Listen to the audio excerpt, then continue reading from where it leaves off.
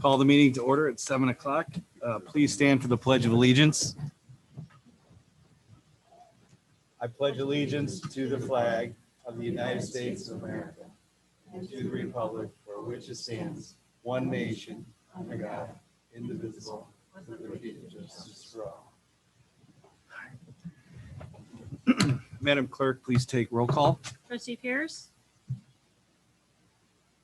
Present. Trustee Masek, Here. Trustee Peterson, here. Trustee Bluthart, Here. Trustee Berman, here. Trustee Dominiac, Here. Mayor Gardner. Here.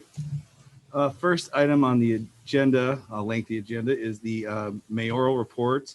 The first item is the appointment of Cheryl Henning as the chair to the Planning and Zoning Board, replacing Betty Ann Ralston with a term ending 2024.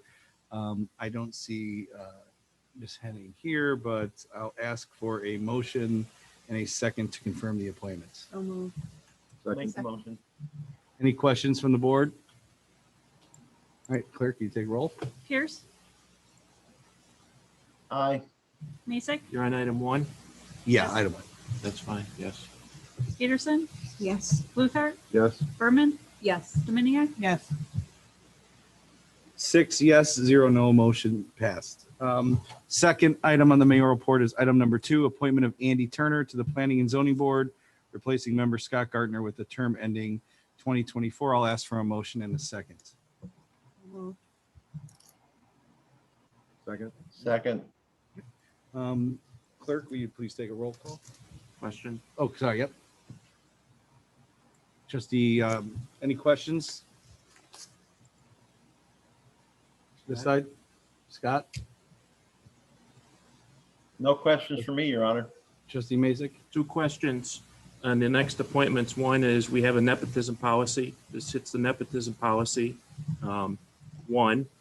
2, I asked the former mayor that we get resumes on these, because when we followed the lead of planning and zoning, we got sued.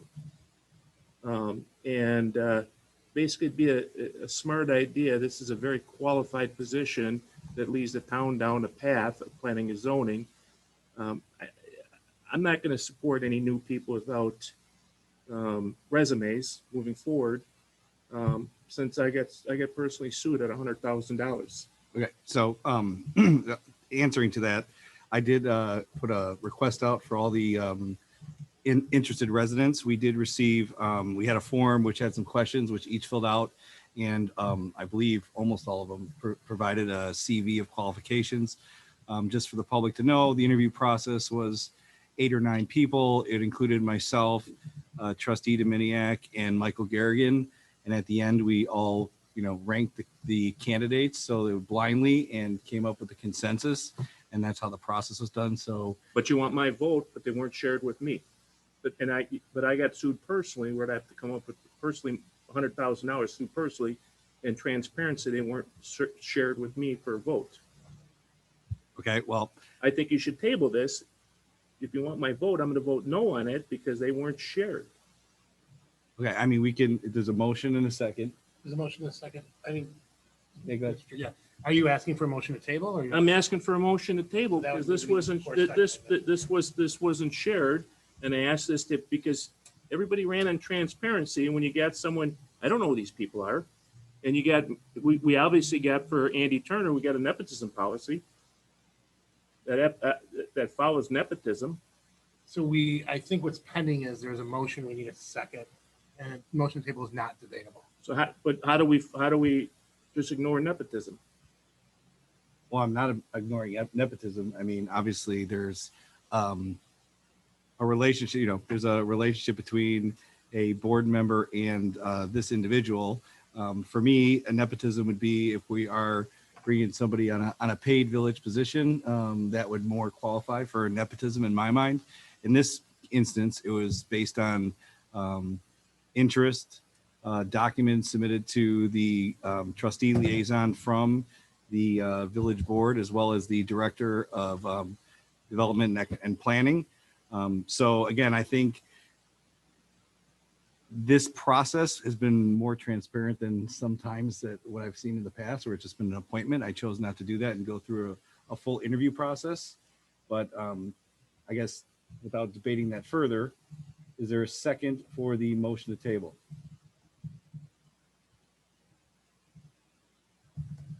The motion The motion fails. There's no fails. motion, yeah. Okay, so any more discussion on this side of the dais?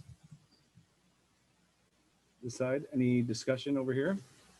No. Okay. Clerk, if that's the case, I'd ask for a roll call. Pierce,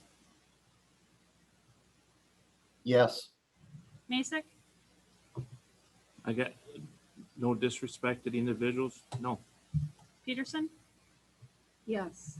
Luther, Yes. Berman, Yes. Dominiac, Yes. 5 yes, 1 no, motion carries. The third item on the mayoral report is appointment of Sherry Madigan to the Planning and Zoning Board, replacing member Cheryl Henning with a term ending 2023. Do I have a motion and a second? So moved. Second. A motion, and a second. Any discussion?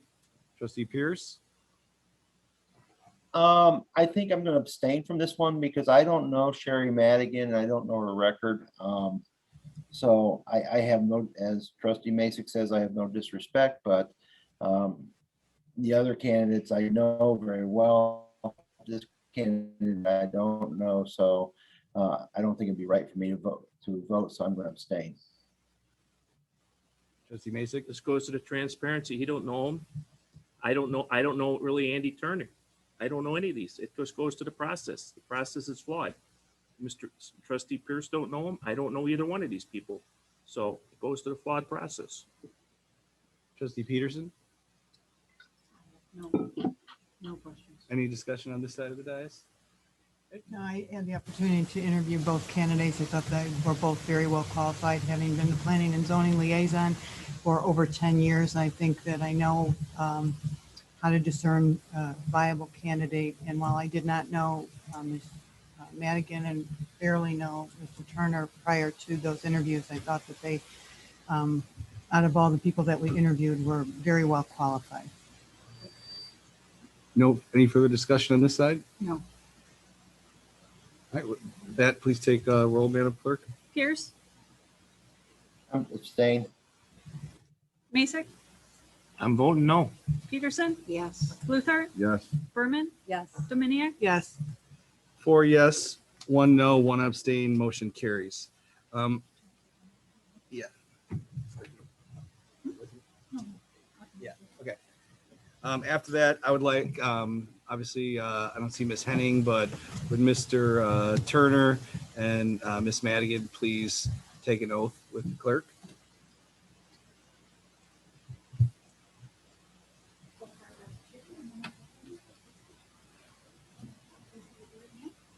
I, Sherry Madigan, having been appointed as member of the Planning and Zoning Board of the Village of Antioch, the County of Lake, solemnly swear or affirm that I will support the Constitution of the United States and the Constitution of the State of Illinois, and will faithfully discharge the duties of member of Planning and Zoning Board to the best of my ability.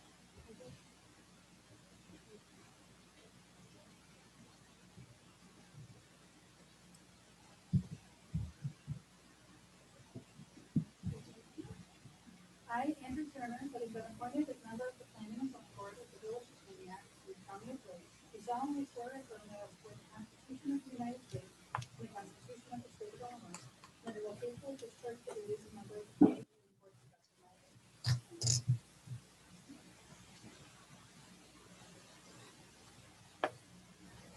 All right, thank you to both of you for applying for those positions and going through the process. And we look forward to working with you and seeing you at our July Planning and Zoning meeting.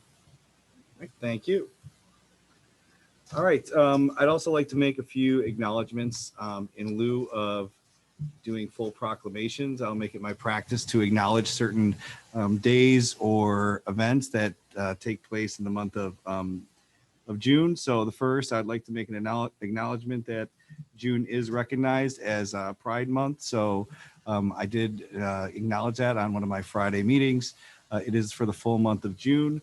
And coming up this weekend, we will acknowledge that it is Juneteenth on June 19th, recognizing the abolition of slavery 2 years after the Emancipation Proclamation in the state of Texas. to all the fathers. It is also Father's Day this weekend. So happy Father's Day, and enjoy hopefully some nice weather. And then finally, today is Flag Day. So let's acknowledge that it is Flag Day today, and remember that as we go on our business. All right, next is, I think Madam Clerk is going to read how we are going to handle, obviously, if you're in the room, you have the opportunity to address the board.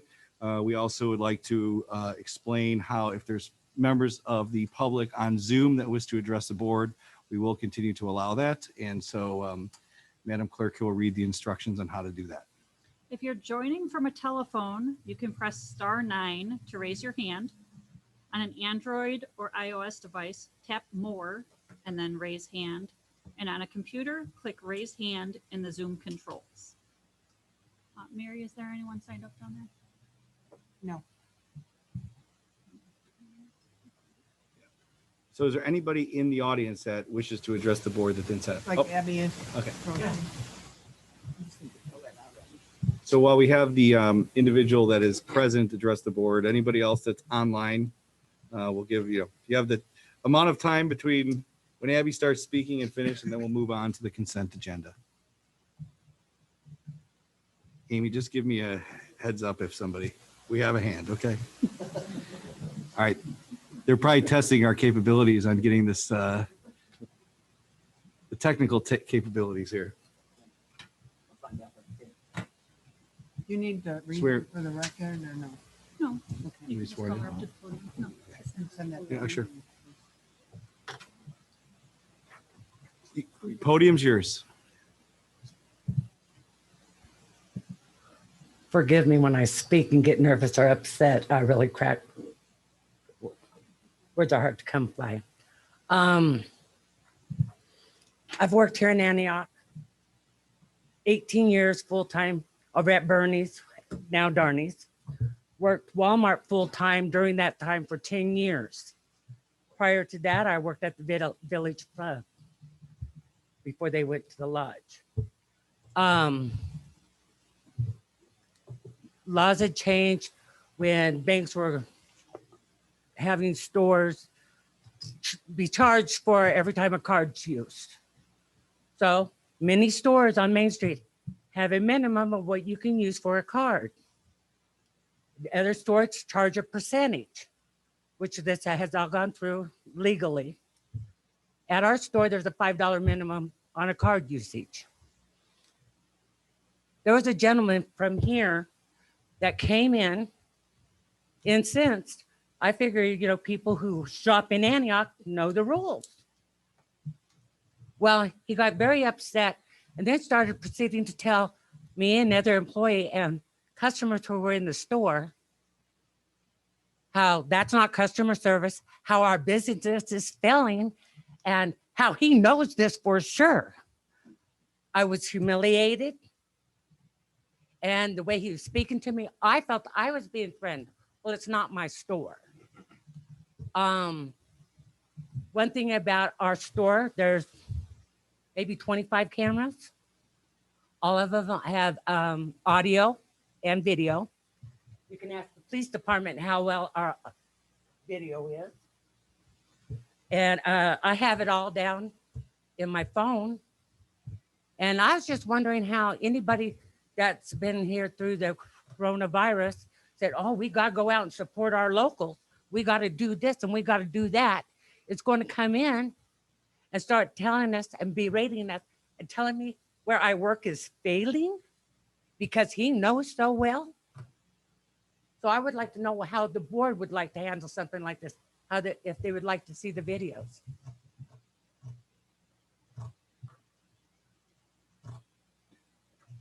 So Abby, are you asking us to take action against this individual, or what? Well, I was just wondering because, I've been in here when Mary has spoke about how the people working for Antioch are supposed to behave, this and that. I've heard it through numbers of different meetings. And I was just wondering, is it only in here or are you guys supposed to act decent out on the street also? When you're representative of our town. Are you talking about specific people on the board? not on the board. Okay, well, I would say that because, it's a private business, and if it's a public matter, you can always reach out to me or Okay. and I'll make Well, sure that it gets. was made public when he did in front of customers. Sure. Well, you can And- always reach out to me either at the village hall, and I'll make sure it gets into the right hands and gets addressed if it's somebody that, we need to talk to in the office. Okay. Okay, All right. I'd be happy to give it to you. No, All right. I didn't want to sit. And, Yeah. I would rather didn't wanna not. talk to you I would rather tonight, not but- make it a deal in this forum, but you're always welcome to contact Yeah. me directly. Okay, All right. Thank you. so when you guys take a break, could I speak to you? Absolutely. Thank you. And then Abby, also, if it helps you, or anybody in the public, if there's ever a concern, if you call the general number, and sorry, Rachel, if you ask for Rachel, she'll always handle my schedule and make sure that I get the message and that we set up either a meeting or a return call. Okay. Now here we're getting tested. We got a hand raised on Zoom. So let's see. All right. Here we go, Amy. Let's see. All right. Can you hear me? I would have lost the stake bet. Hello. Hello. Hi, can you hear me okay? Yep. Hi, Larry Hanson. How are you? Good, Larry. How are you? Glad to see everybody with smiling faces. It's been a long time since you guys been able to show faces without masks. Congratulations to all the new members of the boards. I just want to correct one thing, Scott, that I was sitting here listening to the meeting. I just want to put it on record. No big deal. It's just that you had made a mention about a process. When you do things in the past, we just have a process. I just wanted to correct your record and say, through all the years that I was in your seat, we did the same exact thing. We had a process and pretty much the same thing that you're doing. So I didn't want to have you on record and going to, not that you attacked me as far as the record. I just wanted to make it a point that every appointment that we made, we had the same process. So that's just for the record. That's all I have to say. Thanks. Thank you. Is there another hand? That was it? Okay. All right. Well, thank you. We know the Zoom comments work. Yeah. All right. All right. So next I'll move on to the consent agenda. Are there any items that the board members would like removed from the consent agenda? All right. If not, then I'd ask for a motion and a second to approve the items 1 through 6 on the consent agenda. So moved. Second. All right, we have a motion by trustee Bluthart, second by trustee Peterson. Clerk, please take roll. Pierce?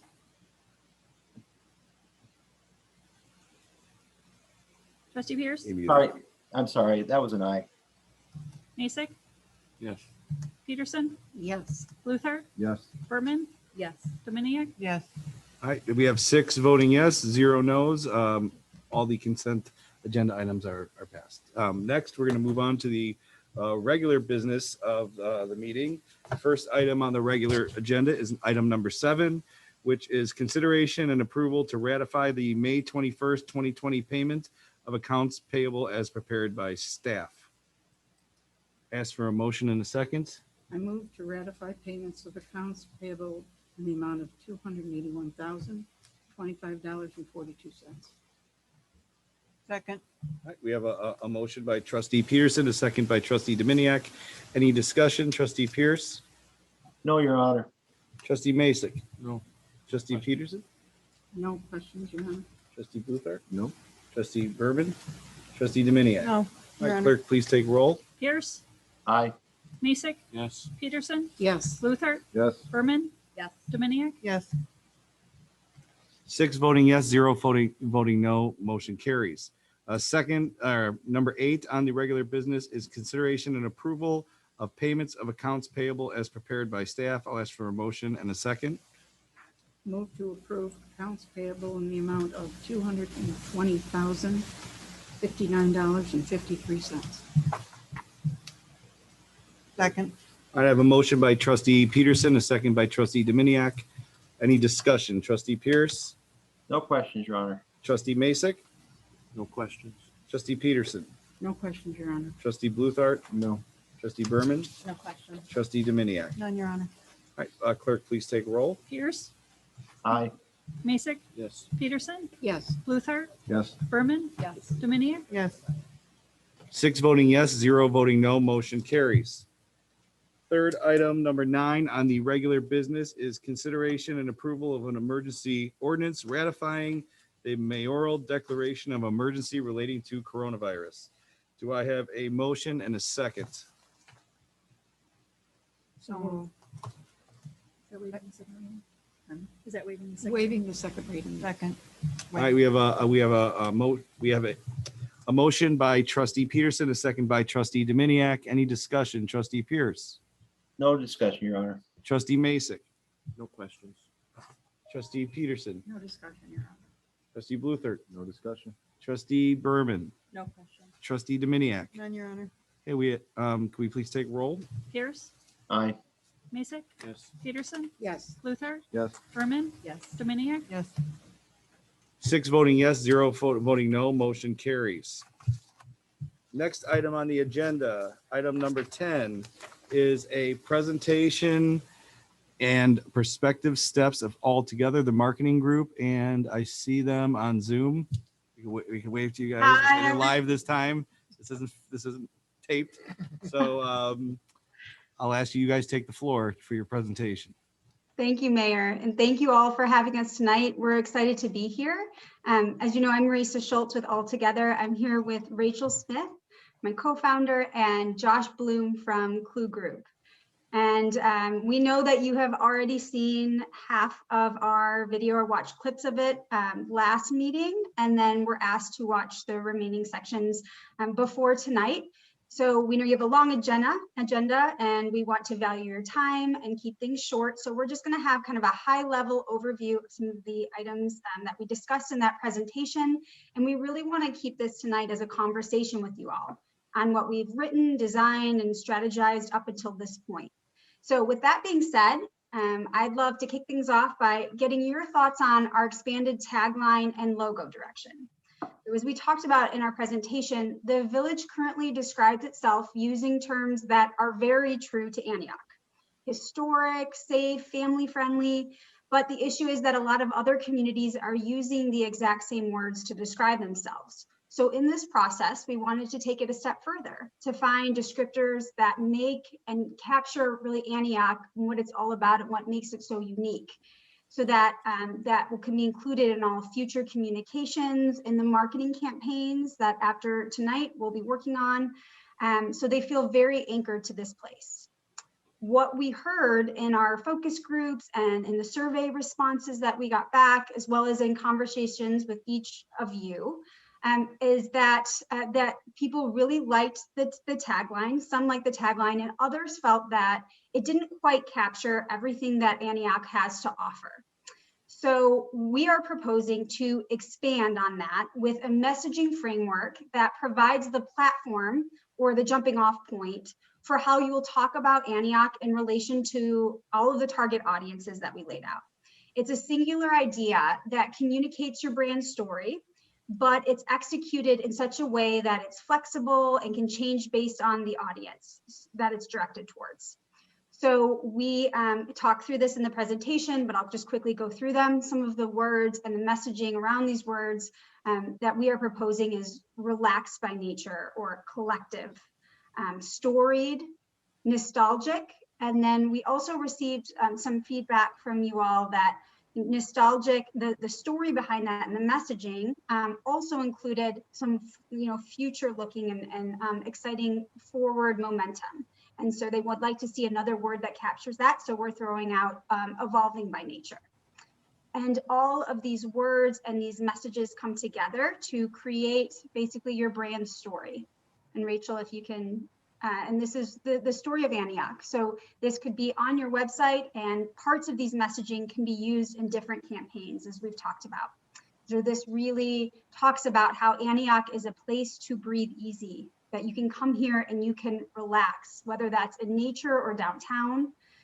You can make your way down Main Street, taking in all of the vintage vibes and really connecting to the people that make this place feel like home at all of your events and when the community comes together. And while Antioch feels like walking down memory lane, so has that nostalgic vibes, you'll also experience an energy that's pointing to the future. So with that being said, I'd love to just open it up for a discussion and get your thoughts on some of these words, the messaging and the descriptors, see if they all resonate with you or if there's anything that we've missed. Any thoughts from anyone?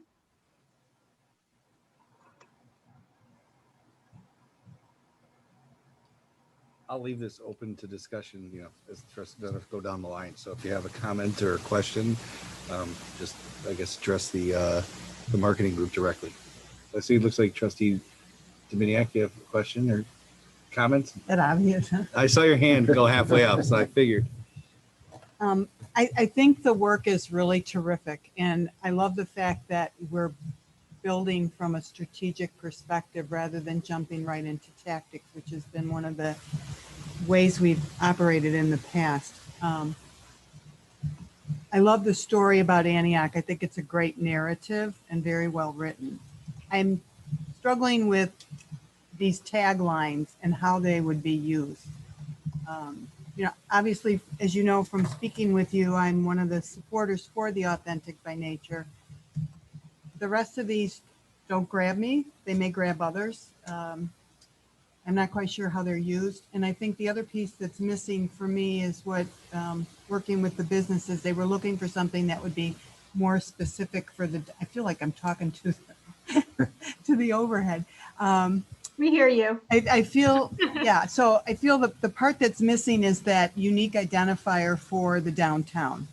And I understand that we wanted to look at Antioch as a whole, which I think is really important. And that's kind of where the genesis of the authentic by nature came from.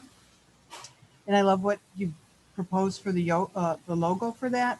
But there's, for me, the missing piece is still, there's nothing that really targets or focuses on the downtown. So those are my comments. So thank you for bringing those two up, and I'll try to address them now. And Josh and Rachel, please feel free to chime in. I think for your first question, in terms of how they will be used, we see these when we're talking about the different target audiences. The way that you speak to your residents may be very different than the way that you want to speak to or target the visitors who are coming in. So you can think of your different advertising and marketing pieces based on those target audiences and what messages are really going to resonate with them. So as someone who lives in Evanston with 3 children, I am looking for somewhere to go that is within close driving proximity. And I just want to get away from the city and it all being hectic. So for me, Relaxed by Nature, if there was a campaign that was addressed to surrounding suburbs or areas, I think could really resonate. And that may be, just like a subline, like a sub tag to your overall tagline. It could be overlaid on a photo that captures that. And Rachel's going to talk about that in a little bit.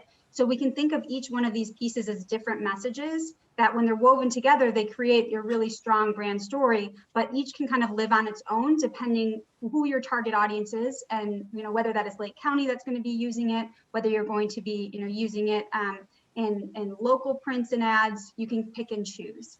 For the downtown, we talked a lot about that actually. And we feel that the nostalgic by nature, those vintage vibes and the buildings and the types of businesses that you have downtown are really captured under nostalgic. But then there's also this forward-looking piece, that you all are working on the downtown beautification plan, that there's investment going into downtown. And so we think that evolving by nature really captures that as well. And one thing that I just want to note is that all of these will need to be paired with very strong visuals. So whether that is photography of downtown, of the business owners, of the different buildings that are downtown, of the investments that you're making, each one of these messages will have to have kind of be on a video or on some sort of photography that's very rooted in place that pulls it all together. Thank you. That helps me to understand these taglines. I would propose that you want to circle back with the downtown businesses, particularly those that worked on the other messaging, to see how this resonates for them. So that would be a suggestion. I think the only other piece of this is collective, and maybe it's my age, but when I hear the word collective, I think of the Soviet Union. So I'm a little concerned about what that means. Okay, It's true. I'm not the I only appreciate it. I think that's, I love that's the iconography. challenge with all of this, trying to find descriptors that, resonate, and everyone has their own experience. It's like names. When you name your child, right? Everyone has thoughts and their own connections to it. For us, collective, and in that story, we captured that it's all of this community that is coming together, and that what we have found is just the people of Antioch, the businesses, the residents that we talked to, each and every one of you were so welcoming. But a lot of it was just about coming together, and we felt like collective really captured that. But we are open to revising or changing some of these words. This is really just kind of the framework that allows a lot of flexibility. So there could be other words or descriptors as time goes on, and there should be, as you are reinventing yourself and thinking about who Antioch is. We want to just be able to give you the structure to be able to do that. Thank Yeah, you. That's all I have, Your Honor. I was just gonna Yeah, I was gonna say, I see everybody here, but I don't see Scott. So Scott, do you have a question or comment? I really don't have a comment. The last tagline here is evolving by nature, and I'm kind of waiting to see how this evolves. It was helpful for them to say, that the taglines need strong background or visuals to go with them. I do think that we need to, I think we can't just concentrate on the downtown, but we need to, and we need to draw people into Antioch as a whole. And once they're in Antioch, help them to come downtown somehow and shop and spend in the stores. But there's so much more to do here that would draw people in, that we need to focus on how we get the people in here. And then once they're here, show them what we've got. It's just my input. Yeah, and Trustee Pierce, I think the next, if we of course wanted to get all of your thoughts on this approach, and so the next part of the process would be to mock up some campaigns so that you can see how these different taglines and messaging framework would play out in advertising and marketing, and then we can present those back to you just to give you a fuller picture. But before we got to that point, we wanted to make sure that we were on track with the messaging. Okay, thank you. All right, any other comments? We got a lot more to talk about. So Yeah, it looks like you can move along. okay, sounds good. Thank you, Marisa. So the next thing we want to talk about and get your direction on are the logo kind of variations that we put together. So you've heard our spiel before. This is the original logo. We feel like it's a little too detailed, and some of the elements don't scale super well. We'll look at that in more detail in a moment. The typeface is a little bit dated, and some of the natural elements, it moves the focus a little too far from downtown, is what we've heard from some people as well. So we looked at two simple updates of this logo. This first being a modest update. It keeps really the same form of the original logo, but updates the typeface to be a little bit more timeless. The forms are simplified, and the color palette is similar, but a little bit more mature. And then we took things one step further in this next direction. So it maintains the leaf element from the logo, but it moves it to the A instead of the O, which gives everything a little bit more space to breathe. It removes the wavy lines and instead implies water and waves from that swoosh in the A. And the colors are similar, but a little bit more updated. We heard from some people that the original blue that we showed this in was a little too light, and so this is a darker variation of that blue. While this kind of refined version of the logo doesn't literally reference downtown, the nostalgic quality of the typeface and the simplified mark, we feel like speaks to the easygoing character that we found in the community. We also removed the village of Antioch from this iteration, as we think that this should be the identity of the place as a whole, not Village Hall. And so by using this logo, this updated version, as the core identity of this place as a whole, Antioch as a whole, you can create a system of sub-brands that can represent the different taxing bodies that operate here, from the village to the library to the township and the fire department. This both brings them together as all working for the betterment of one Antioch, but also visually indicates that they're separate entities. And that's something that we heard from all of these groups, that they want to visually make it clear that we're all working for one Antioch, but it is helpful to know that they're different taxing bodies. Based on some feedback from the board, we put together this slide that looks at all three versions in black and white and also shows how they scale. Of these options, we believe that option B is the most versatile in terms of ability to work in one color and the ability to work at a small scale. Also wanted to speak briefly to the concerns about the cost of a change. So both options A and B are connected enough to the current logo that we don't think an immediate overhaul of all branded materials is necessary. The final marketing strategy will outline details for phased updates over time, based on priority and cost. But in order for us to move forward, we needed a decision on which of these logos you would like to move forward with. So we're asking you to focus on, what you think will be best for the village in the future, and kind of want to be aware of this sunk cost fallacy of thinking that too much has been invested in the current iteration of the logo to make any changes. So would love your thoughts on the option A or option B or the current logo, and how you'd like to move forward with those. Discussion. Trustee Peterson. I like option A. I like having Village of Antioch in there. I like the leaf in the O more than the leaf on the end of the A. It looks more like a logo to me. The other option B looks a little parochial to me. I like A. Trustee Pierce, I can't see you on the screen, so I don't know if you have anything. I'm really torn here. I wasn't a big fan of option A when it was first brought aboard. I thought it was too whimsical at that time. But as you said, it's in papyrus print, and papyrus goes back into the ages. So maybe we're going forward in the ages. I like the versatility of option B though, because as I looked at option B, and they had those color-coded A's by the township, A by the fire department or whatever. If you expand that out into technology and use it as our indicators for people, the links to link on either Facebook or our village website, they easily know what they're looking for by the color coding and the way it's laid out of the web page. So I can see the versatility of option B. If we were going to, so I could go either way. And maybe there's a way to slowly transition from A and B and use them as they are appropriate.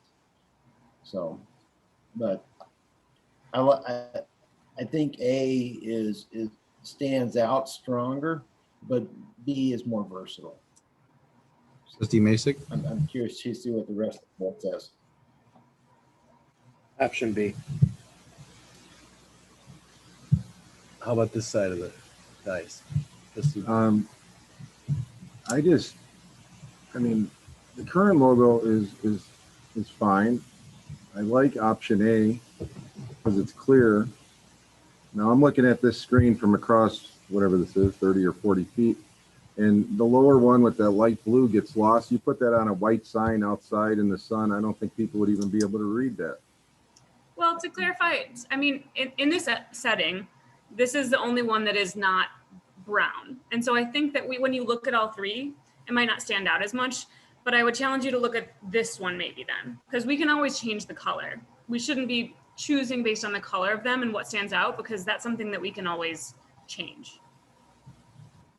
That being said, I mean, my favorite is option A, the updated version. The option B, I understand everything you're saying, but it's making a wholesale change, which I don't think is necessary.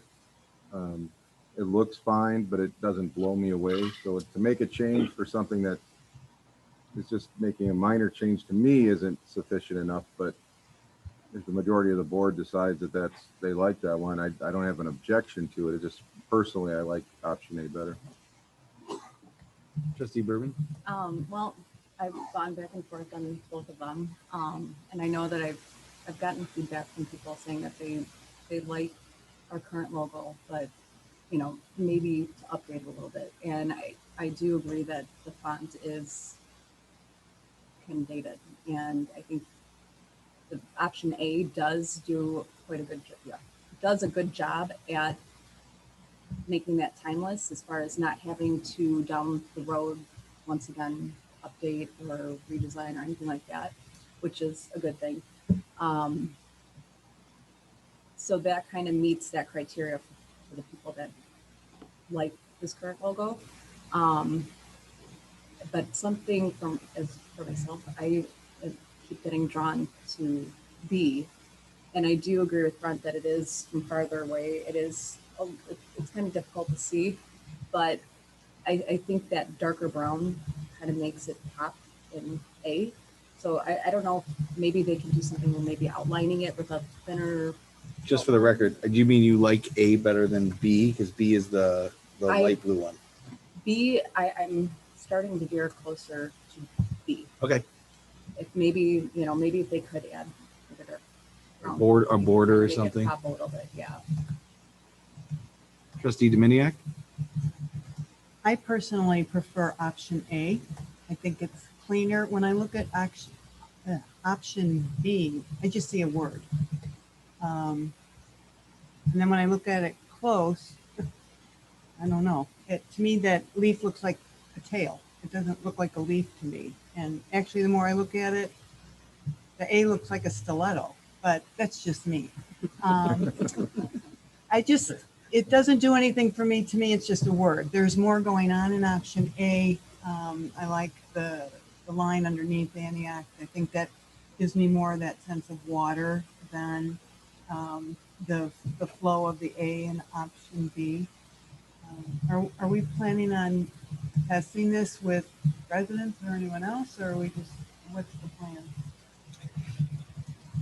Well, I'm going to test something right now. All right. So you know, what I like about the change is the consistency between all of the different groups in 60002 area code, meaning library, fire department, township. So since we have the whole library board here, I'm just curious if, you know, we go through this whole exercise in the library, would the library participate in something along these lines to incorporate this logo as like a general logo that we see here?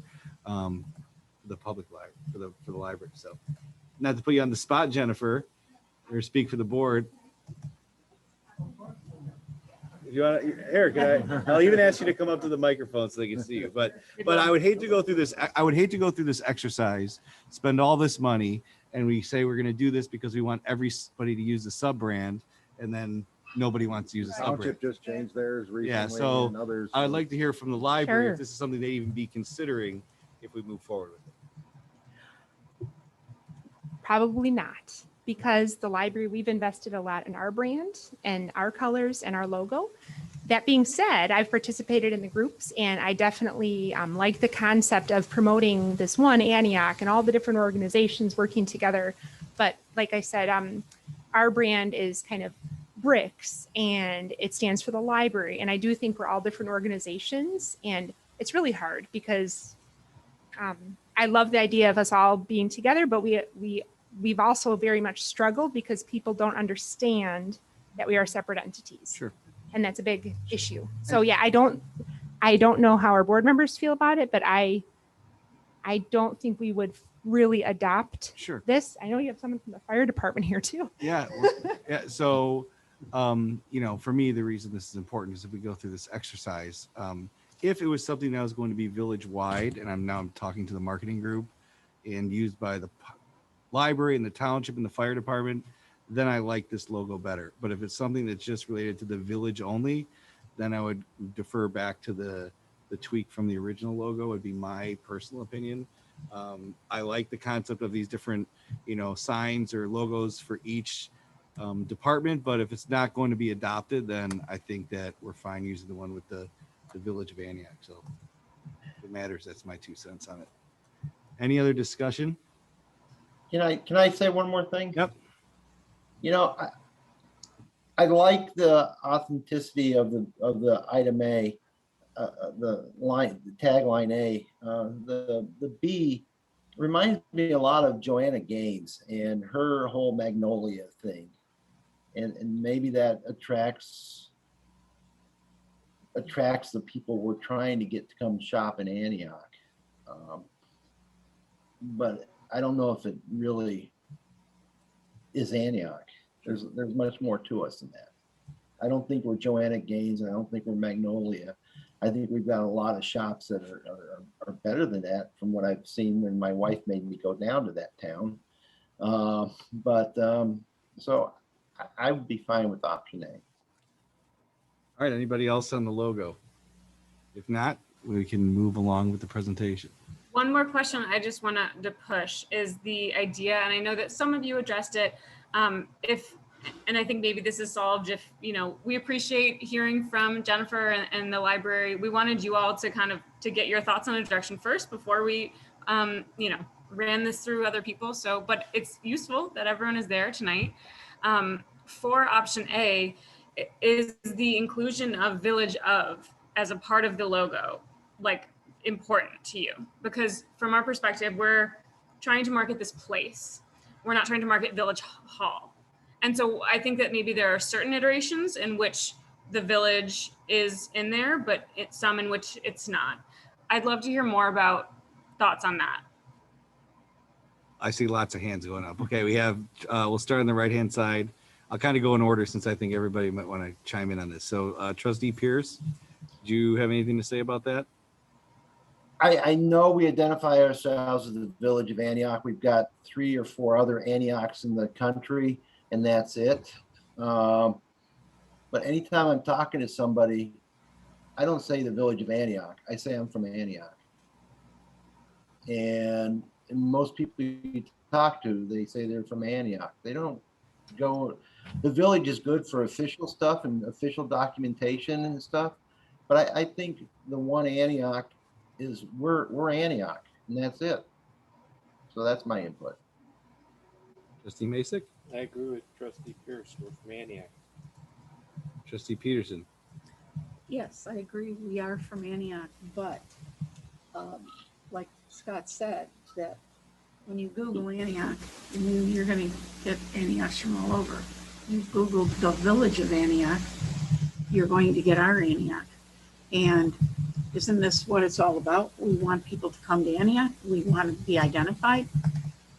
We have an identity, the Village of Antioch. When I say, I'm from Antioch, but someone will say, where do you live? I live in the village. I live in the Village of Antioch. I don't say I live in Antioch Township. I live in the village. There's a difference. Yes, we're all together, but there is a difference, and we want people to come to the village. We want them downtown. We want them eating in the restaurants and shopping in our stores. That's what this is all about. So I think we should keep the village up. I like the Village of an official correspondence or official village, anything that's really just village oriented. But I mean, it has to be removed for certain marketing pieces or something like that, that's fine as well, as long as the logo's there.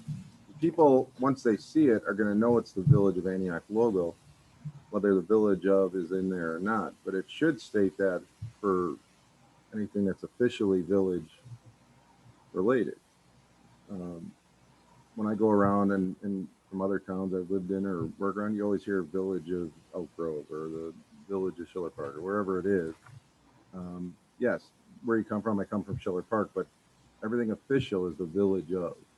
So I like that aspect in there, but I do think it can be removed for certain issues or certain marketing strategies. But as long as the logo stays the same, I think that's interchangeable. Come in and go out. Trustee Berman? I understand where Mary is coming from, stating about, as far as when you're searching online, because once it's Village of Antioch, you're going to have to get into that algorithm and it's becoming just Antioch for that. On the other hand, I have heard a lot of people say, like from Township, that they feel kind of like outsiders, like not part of Antioch, even though they are Antioch. So in that aspect, I think that removing the Village of Antioch would and bring everything together for everybody. Trustee Dominiac? I personally like Village of Antioch. I think Trustee Bluhart has a good idea that there may be times when we do drop it, and people are going to be looking more at the logo anyway. I find myself occasionally saying, when people ask me about things they hear on the news or read in the newspaper, that those things they're reading about are not in the village, they're in the unincorporated area. So while I appreciate having lived in unincorporated, saying that you live in Antioch, I think there's some benefit to differentiating or identifying the village. But I like Brent's idea of, there may be some times when we don't necessarily need to use that. Well, this is super helpful. It sounds like we want to keep it in most instances, but if there are certain marketing places where we want to be marketing the place as a whole and not necessarily the village proper, that we can, remove it depending on context. Does that sit right with everyone? Can I make one more comment? Of course. So here's the point I made to these folks in our first meeting. And this is where the chamber loses the whole picture, is your point to the township. Forget about your cousins. Everything, the library serves everybody. And if you're selling cars in Antioch and you don't have the mechanics, you don't have the banks to finance the cars, you're not going to sell cars because they're going to break, and you're not going to be able to afford the cars. You got to have your insurance guys. You got to have everything. You got to have your family of businesses. And we focus on only one sorts of businesses. We forget about the family of businesses. So they go to the bake shop, and then they stop at the Amico station, or BP. I'm old school. The BP to fill up with gas, which we get the motor fuel tax. Then they fill up on beer at the place, so we get the sales tax and the beer. Then they go on to chain fishing, which that gas station's in the village. We forget about the family of sharing our wealth. When you say Antioch, and when I Google towns, I Google Antioch when I'm looking for chiropractic. I don't go chiropractic Village of Antioch. I chiropractic Antioch, Illinois. It's an algorithm, and everything changes. And the more people Google, I'm sure nobody puts in Google Village of. It's all Antioch. And the point I'm trying to make, everybody's a family in a business. Everybody circulates off everybody, makes their money. Library circulates everybody, services everybody. And this group should be focused on every single business, eye doctors, attorneys, banks, doctor's office, everybody in the family, not just one group of businesses. Don't forget about and say, well, I don't want to do anything just because it might spill out to the township. That would just be wrong. Because I don't believe the township be thinking we're only going to service the township people. How dare us if it spills into the village? I don't think they think that way. I don't think we should be thinking that way. I have one thought here. So I think one way of thinking about this is to think about Village of Antioch as kind of a municipal designation, the way you would say city of blank. And it definitely has a really nice, village feel to it. But I'll share it just, I grew up in a town in South Orange, New Jersey, which is known as a village. But it is actually, in municipal language, a township. And so we went through this contortion of labeling it when I was the downtown manager there, naming it the Township of South Orange Village, which became a huge mouthful. So I think if we think about the logo as representing the whole of Antioch, the Village of Antioch can be seen as a municipal label rather than a name of a place. That's just something to think about as you're looking at these options, as we're sort of midway through this this work with you. And just for the audience and for the record, since we're not seeing, oh, Thanks, here we go. Josh. Can you just, that was not Scott Pierce that time. Can you just tell us who is speaking? I'm sorry. I'm Josh Bloom, and I'm with the Community Land Use and Economics Group, and working with Marisa and Rachel of Altogether. Perfect. So I'll go around the dais one more time, and then we'll move on to the next item on here. So I know Trustee Pierce and Trustee Mesa have responded. Trustee Peterson. Yes, I'd just like to clarify that I wasn't pitting the township against the village there. What I want to do is make sure that we have hired these people to do this for us. And the object was to bring people downtown. The object was to help all of the businesses, not just the stores on Main and Lake, but all of the business, all the restaurants, the car dealerships, everything. It was, but we need people to understand that Antioch can be a destination. It can be a wonderful place to take a day trip or a weekend trip. That's what this is about. It wasn't about township versus the village. But the village of Antioch is what is the name of, we are incorporated as the village of Antioch. So I like having the village in there. It doesn't diss the township at all. That's all I'm saying. Trustee Bluthart. Yeah, I'll just two real quick points. One, if we live in the village of Antioch, we are in Antioch Township. Mm-hmm. We need to quit dividing it by the township people and the village people, number one. We're the village, but we are a portion of Antioch Township. We pay tax dollars in, so on. But we also are elected to represent the village of Antioch. So we need to focus on the village of Antioch first. And if that ties in to businesses in the township, so be it. But we weren't sent here to spend taxpayer dollars to market businesses outside of town. So we have to be careful. I agree. We need to be able to do both. And if it helps both, great. But we're representing the taxpayers of the village of Antioch.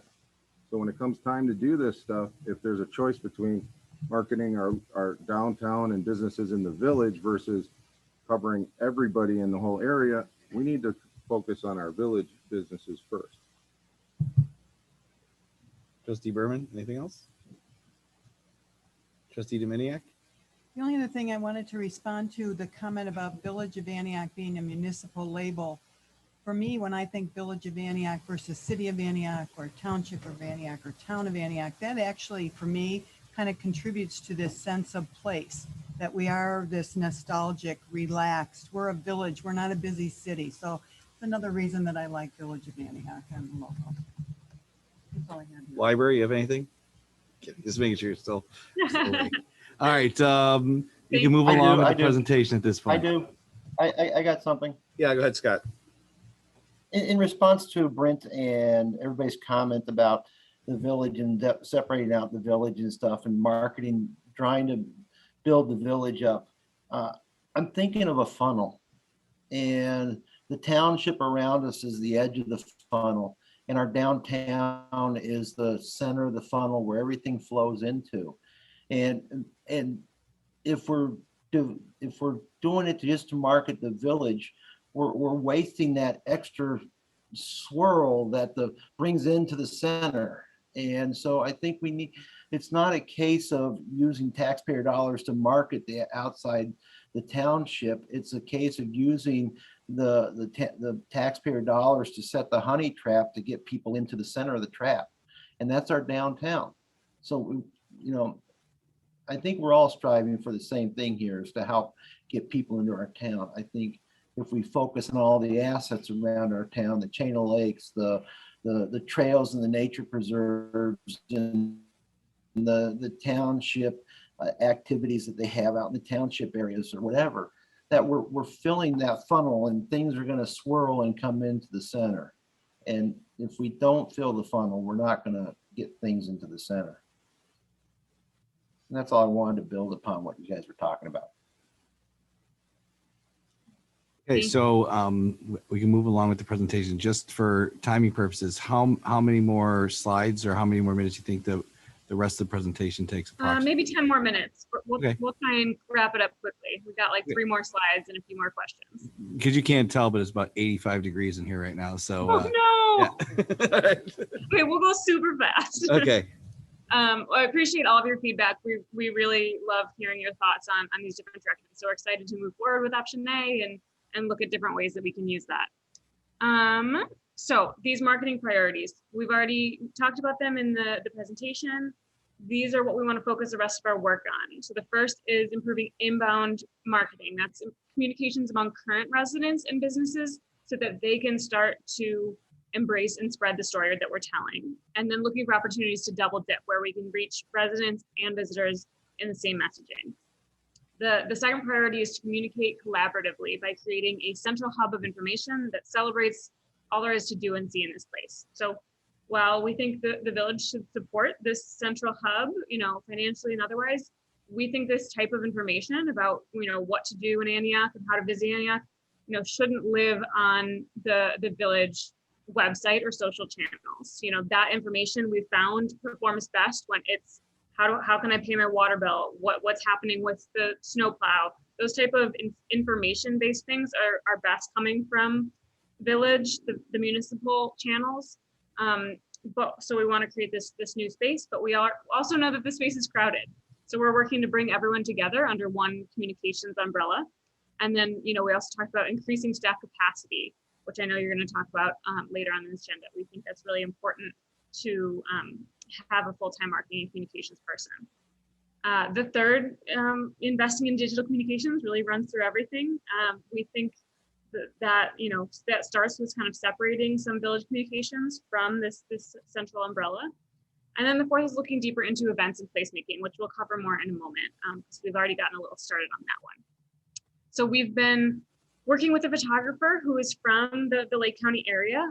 She has a kind of nostalgic, dreamy aesthetic that we think kind of gels well with the image of this place that we have heard from people.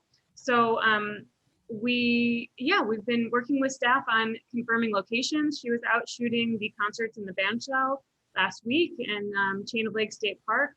We've got a boat tour scheduled in the next few weeks, so we're excited to get that moving. And because we think, as we mentioned, it's really important as we're telling these stories to have really strong imagery to back it up. So we're excited to share those images with you as we get them. And then we've also been working with staff to provide some ideas for placemaking, both downtown and throughout the community, that tie back to these overarching themes we've identified.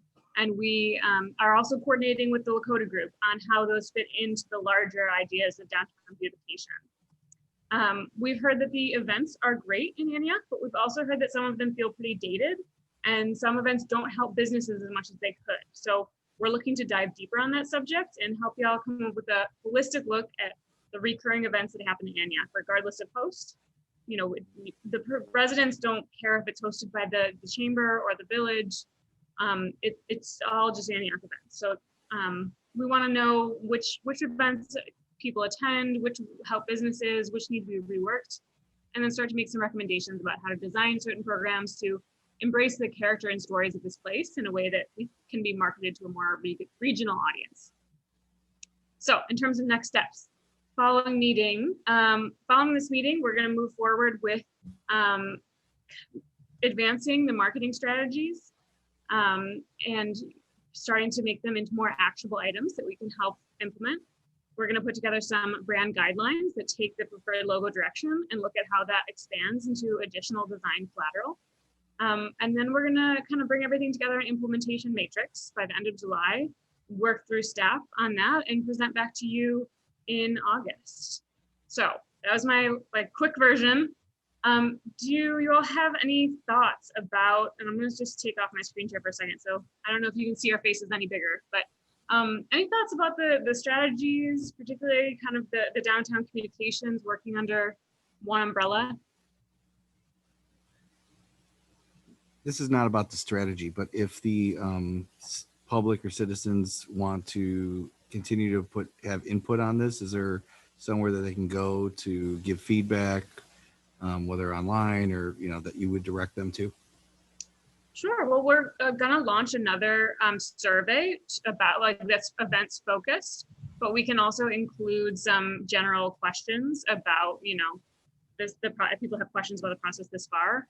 And then, anyone's always welcome to just email us with thoughts and ideas. Okay, Trustee Pierce. Oh, you're on mute. I just said I'll pass right now. Trustee Mason. I don't have anything. Trustee Peterson. I don't have anything either. Trustee Bluthart. Nothing. Trustee Berman. Trustee Dominiac. No more. Well, thank you. I guess, that was helpful, and I think we learned a lot. So, again, I appreciate you doing this. It looks like we'll be discussing this for the next couple months and have our final wrap-up presentation in August for the board when we come to some more finality on the, final project. So thank you for your time. Thank you for having us. One thing I just want to note before we wrap up is that we will be putting together some of these draft campaigns along this kind of, expanded tagline. Heard a lot about how this needs to focus on downtown.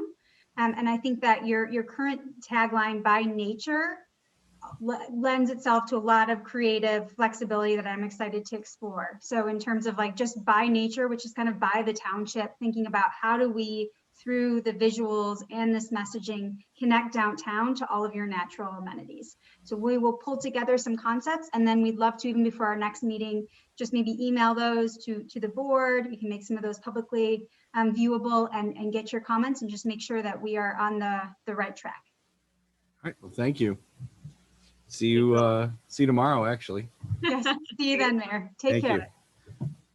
All right, moving along, we are moving to number 11 on the regular agenda, which is consideration and approval of a resolution creating the position of communications specialist, resolution number 21-35. I'd ask for a motion and a second, please. So moved. Second. All right, motion by Trustee Peterson, second by Trustee Dominiac. As for discussion, so Trustee Pierce. I think it's a good idea. Every day I'm getting emails from people or text messages from people. What's going on online? This is other stuff I've done. I've heard. This is the rumor of the day. We need to find a way to get ahead of the rumor of the day, so that people feel informed. Because when they're not informed, the Facebook demons get ahead of themselves. And I think it's part of our job and responsibility to inform people and let them know to the best of our ability what's actually happening, not what they surmise is happening, but what's actually happening. So I think this is a good idea. Trustee Masek. I think this is a good idea, but I would like our Facebook policy, our communication policy updated. That would include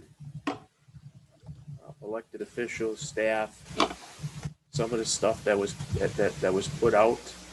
Sometimes, if we're going to have this program put in place, it should come from this person versus someone else. So if we're going to have our branding's not misinterpreted by someone else. So I'd like to see that program redesigned before we put this in place. If we're going to call ourselves branding, we all should live by branding, live and die by branding. So if someone puts something out that's against what we're trying to do here, that's just wrong. We're all sit up here as big boys and girls, and you start putting wrong messages out sitting up here, that defeats the purpose. Trustee Peterson. I think it's a great idea, and we need to move forward. Trustee Bluthart. I think it's well past its time that we needed this, and I'm very much in support of it. Trustee Berman. I'm in support of it. Trustee Dominiac. I think it's a great idea. What's the impact on the budget? I knew this question would come up. This is an unbudgeted position. which is why I did ask for it to be placed before you. I'm going to agree. It's definitely time that we would add staff to fill this role because it's increasingly more difficult for us to meet the needs of the community. We struggle with it. So I'm all for it. I'm thinking it's 60-ish of unbudgeted, which isn't the end of the world. It could be that we use a contingency line item, but that's one of my standard answers when unbudgeted things come up. Or it could be that we simply go into fund balance a little bit more. In my experience, our budgets are conservative, meaning we usually estimate revenues a little bit lower than they come in, and we usually come in a little bit, a percentage or two under expenditures, which, if history is any indicator, we will have excess on this budget unless other events unforeseen are to occur. So it could be at the end of the year, we don't end up over budget from this, but it would either come from spending fund balance, a contingency line item, or I guess if the board wishes, you can also amend the budget. If you feel that this warrants, or if other things occur, certainly the rating agencies would look positively on a financial maneuver, maybe not immediately, but at some point, if we see corrections needed mid-year, to bring the budget back up for reconsideration and an amendment. And that could be another way it could be done. Well, and I raised the question because I think it needs to be asked, number one. But number two, when we had our budget meetings, I thought that there were dollars to put in for implementation of what came out of Altogether, as well as what came out of Lakota. So with those dollars in there, that should cover at least some of this cost, I would think. Because if you remember that discussion, you said, well, it's great. We can't turn around and say, okay, now we can't implement because we have no money. So you did put at least, I think, about 100,000. Yeah. And thanks for reminding me that would be another source, and I guess we were guessing at the time what it meant, but yeah, there would be another source as a line item expense. Right now, we did budget money for implementation, and this part of this or all of this may come from that, depending on what our tactics and all of that end up costing us as we move forward. My only other question is, why is a bachelor's degree only preferred and not required? That's what the job description says. I mean, I would think that you'd want someone that has communication. Yeah, if you can update that. And I'm thinking 60 might be a little low too. I don't know. You probably have done the work to. I've done a little bit of research. I have noticed we borrowed this and updated it, and my search, revealed that many communities are having the same conversation and seeking a similar position currently. There might be more. Maybe Altogether can help with us refining that. Thank you. And I just had a couple of brief comments for the public. One, this is one of the top items that keeps coming up from the marketing groups, saying that we need this communication specialist going forward. Number two, currently we have a couple staff members that have to, in addition to their regular positions, have to do the communications role, which is not the most efficient. And third, we are saving or spending $4,500 less per month right now on legal expenses. So that is also something that could be used to fill that difference. So any other discussion? All right. If no other discussion, I ask for a roll call. Pierce, Aye. Mason, Yes. Peterson, Yes. Bluthart, Yes. Berman, Yes. Dominiac, Yes. 6 voting yes, 0 no, motion carries.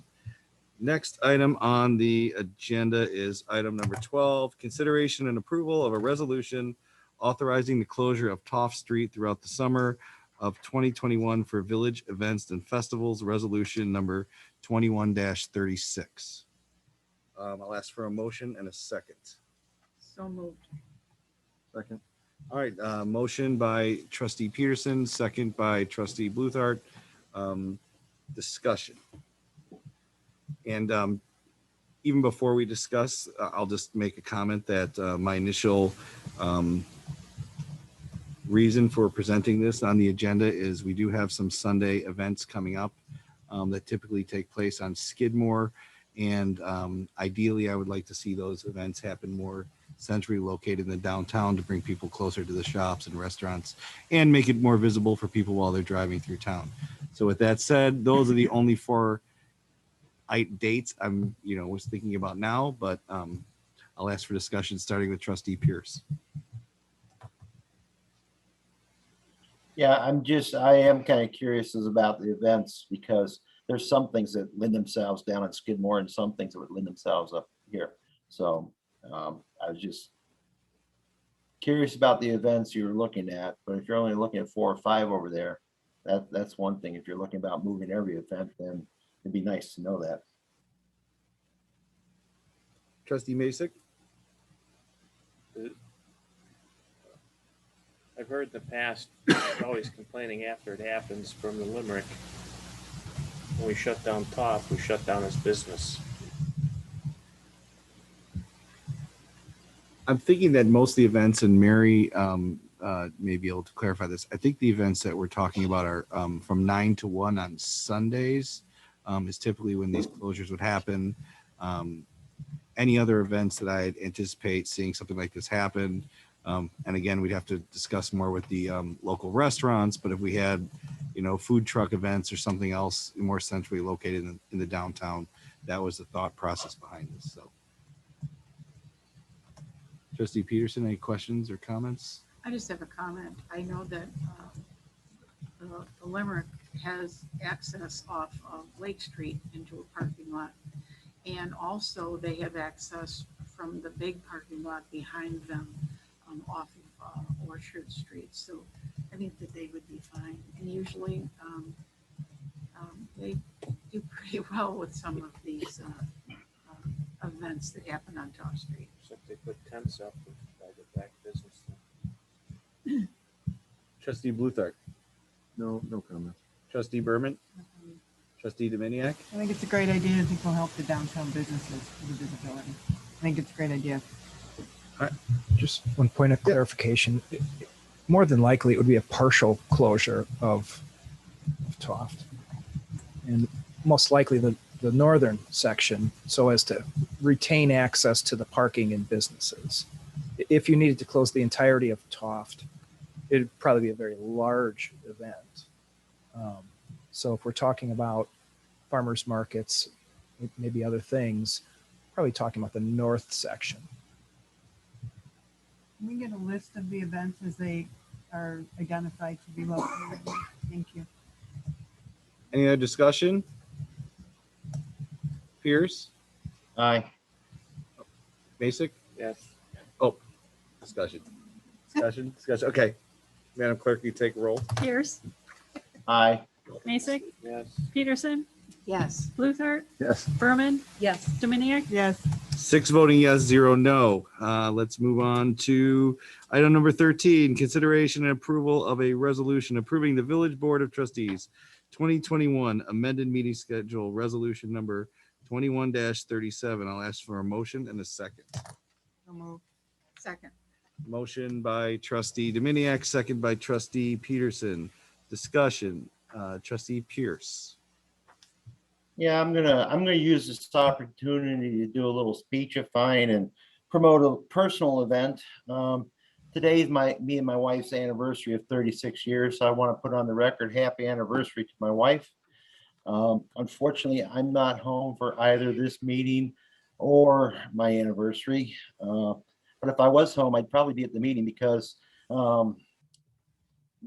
that's an obligation I accepted when I was when I ran for office and was elected, that I would attend on the meeting nights that were there.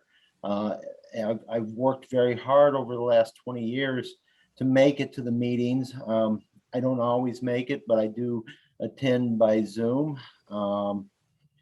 And I just want to upfront apologize to people who voted for me and expected me to be in that seat every meeting, or want to complain about me not being in that seat.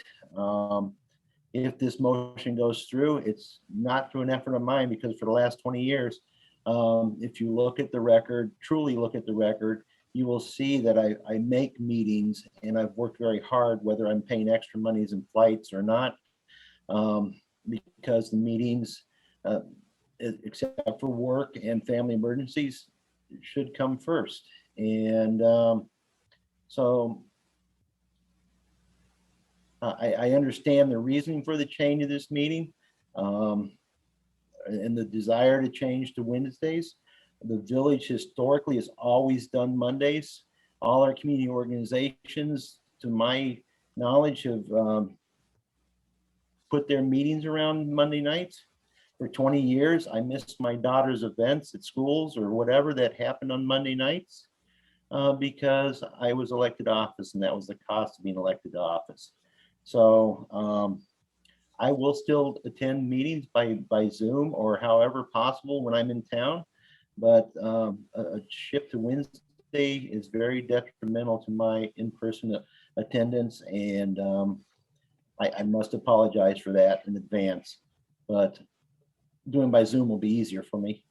It won't be as hard as it's been, so I have to appreciate that part of it. But I understand why this is happening, and I may not agree with it, and I will vote no on it because of the impact it has on me and the promises and obligations I accept when I ran for office. And that's all I have to say. Trustee Masek. So he's voting no on it.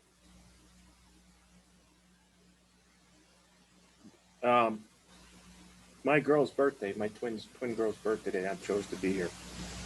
The only concern is this gets habit, because then next year, if it's on Wednesdays, you get a whole month of Lent, 40 days. So 16 churches in Antioch, looked it up. Wednesdays, you know, I'm agree with Trustee Pierce. It was tradition that this was opposite of Lions Club and the Rescue Squad. It was tradition. I don't know why we're changing the meetings to a Wednesday. You know, I don't care. No one's explained why we're changing it from not having it Mondays. So you know, I really don't care. What I do care about is when people call in and we're sitting here 15 minutes waiting for their cell phone to kick in. There's got to be a time limit for wasting everybody's time because they don't have a good connection. That's what I care about.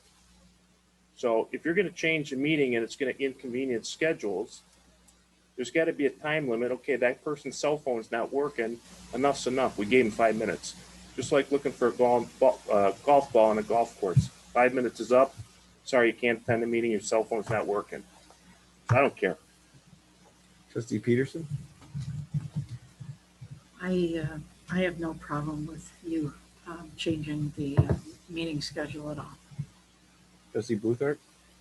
I have no objection to the change, and I mean, when it comes to attending by Zoom, Scott, or any other trustee that needs to do it, to me, that's like you're attending the meeting here in person.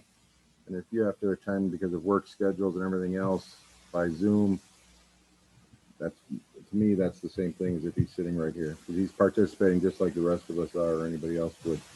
So I have no objection to this change. Trustee Berman. You know, I think that, you know, obviously we understand that being on a Zoom call is equivalent to being in person. But I as far as the public too, I think that does come back being a negative thing for trustees. You know, if they're not aware of that, it's frowned upon, and I'm kind of torn with this one. I'm not sure which way to go. I think that, you know, as far as with the calls and stuff too, that could be a problem with making the meeting drawn out longer, or, you know, and if they can't connect, then that trustee is not able to participate in that meeting. So, and I'm not quite sure what the reason was for moving it. I'm gonna vote no. Trustee Dominiac. I don't have a, I'd Trustee like to say Peterson? one Yep. more thing. I think that everyone has a responsibility to support themselves and their families. And if I had a job where I traveled or I had to step away, I would want to be able to call in and attend the meeting via Zoom. Across this country, across the world, people have been for a year and a half attending meetings and work through Zoom. And it's worked out pretty well. I think Scott deserves an opportunity to be able to support his family. So I have no problem with him calling in. We're not picking on Scott. We're picking on past history. We Any of sat here us. for 20 minutes. 20 minutes. But I had the floor. I had the Okay. floor and you interrupted me. All right, fine. Um, Sorry, Mary. Thank you.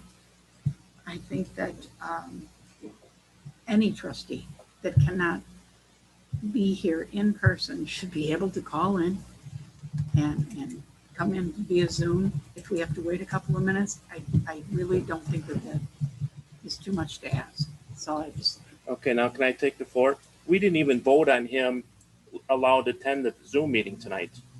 So that's point one. Point one. Two, I've sat here for 30 minutes longer than I need to waiting for the cell phone to kick in. 30 minutes. So 30 minutes of my time wasted. My time's valuable. Okay, let's move on and stay on the topic of the meeting change itself. I mean, obviously, we could discuss if Zoom or phone calls are allowed, which is a separate topic. So again, for clarification for people watching, again, I requested this amendment to the schedule for a couple reasons. We had moved meetings to Monday and Wednesday. I was looking to have a consistent schedule where it'd be one day was a Monday, one day is a Wednesday. I wanted to move it to Wednesday for several reasons. One of them being that it gives the staff additional time to get everything together for the meeting on Monday instead of scrambling on Fridays. I also would like to have 2 regular business meetings a month. As you see, we have 20 items on an agenda and we have to wait a month to take action on business. So I would like to start the COW meetings a half hour earlier at 6:30 to discuss the items that will be on the agenda in 2 weeks. So we're always 2 weeks ahead. And then when we get to that gives staff time 2 weeks to get ready to prepare any additional items.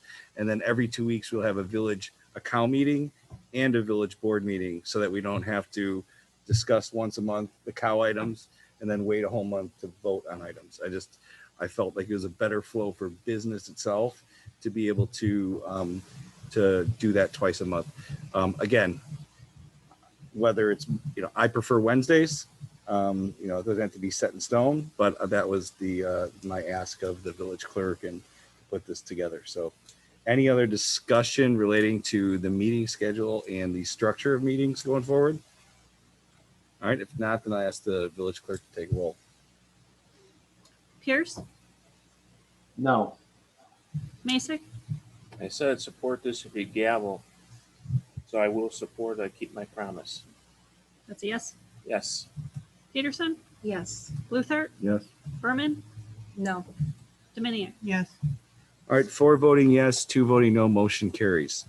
Next item on the agenda is consideration and approval of a resolution accepting the proposal from Albrecht Development Group to rebuild the Main Street deck in the amount of $32,655. Resolution number 21-38. I'd ask for a motion and a second, please.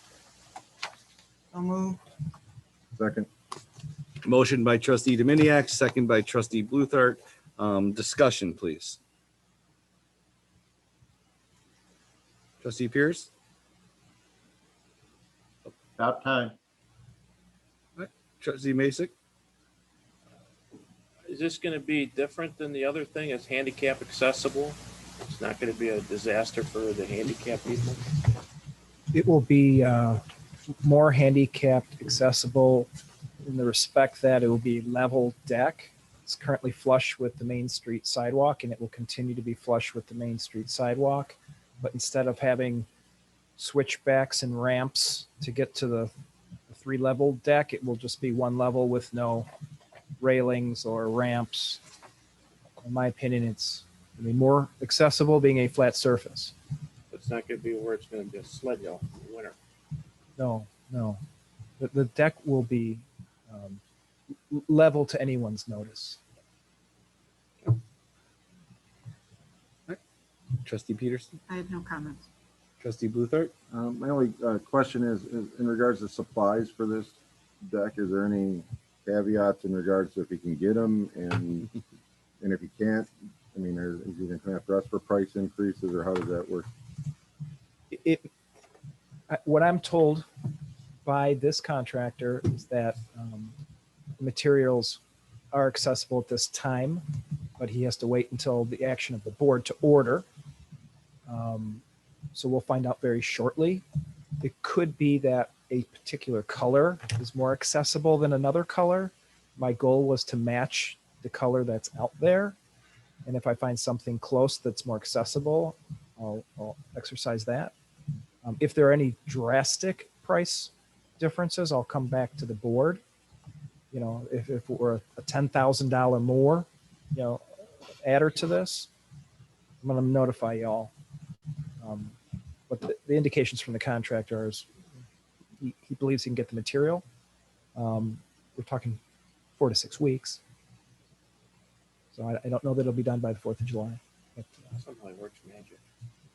Trustee Berman, No question. trustee Dominiac. I'm good with this. Thank you. All right, any other discussion? If not, we'll take roll. Pierce, Aye.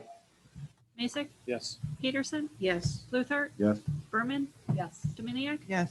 6 voting yes, 0 voting no, motion carries.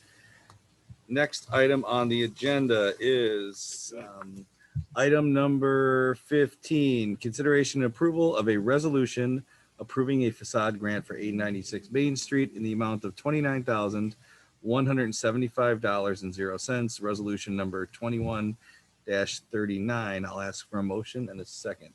I'll move. Second. A motion by trustee Masek, second by trustee Peterson. Discussion, or we could turn it over to Yes. Mr. Garrigan here. Thank you, Your Honor. This matter comes back before you for consideration of a facade grant. As you recall, we did review this at the last COW meeting. Applicants seeking a facade grant based on the direction of the village board and because of a pressing issue, there's opening a new business there. They did initiate work. You have before you this evening on the PowerPoint the actual progress as of right now of this proposed facade. As we know, this is a historic Klein building, the former home of J.J. Blinkers. The applicant is seeking a facade grant of approximately $29,000. Approximately half of that, $24,000, is for the new windows. As you see, there's a new window to your left, which was installed several weeks ago. In addition, there's also a new window on the southern elevation that's also being replaced. So there are 2 new windows for approximately $24,000. The balance of the property relates to the proposals of the painting the building, some additional trim work. There is some work that is not completed yet. Specifically, there will be a new below the lintel on the front of the building, stone lintel. There will be a new millwork. So what is now glass block painted will be replaced with a traditional millwork trim. It will complete the front. There will be a new floor, the kitchen door on the far right of the screen. The question before you is, I know there were some questions about the applicant's detailed invoice as it relates to the materials, relating to the painting. The actual owner of the building is actually here this evening to answer any questions. But based on our recommendation, we do believe that the proposed facade grant is generally consistent with the village's facade guidelines. But we weren't happy to have the board answer any questions as it relates to specific costs, projected costs for the painting, the trim work, for some electrical lights that will be installed above the steel lintel. So this gives you a sense of the progress that's been made so far. Again, for the record, the project is not completed. As you well know, our facade program, all invoices have to be submitted prior to making any payments. Staff does review those invoices, and if obviously anything is not consistent with our review, we would not make a payment. So with that, I'll be more than happy to answer any questions. The applicant's actually here this evening to answer any questions that you may have. All right, Trustee Pierce.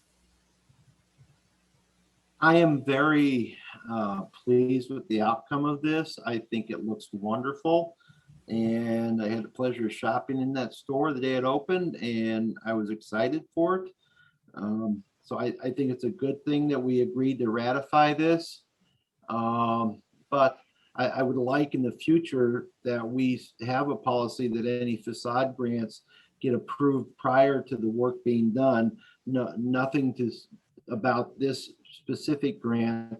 And I helped encourage the ratification of it last meeting at this meeting. So that's not the issue. But I think going forward, all facade grants that come in for request should come in before it's done, because what's to stop somebody from going back 6 or 7 years and saying, well, I did a facade improvement back then and I want my money now.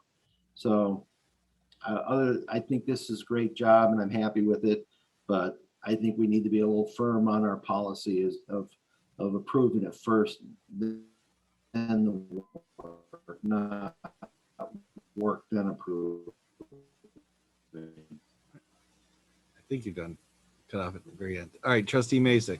I got And that's it. Trustee Peterson. The only thing I'd like to say is it's beautiful, and they took an old building and made it absolutely beautiful. I love it. Trustee Bluthart. I was just gonna say the same thing. It's a vast improvement of what it used to look like, and it looks great. Trustee Berman. Same thing. It looks great. Trustee Dominiak. I think it looks terrific. I know she had a great grand opening day, so I'm excited that she made the investment and that the investment has been made by the building owner.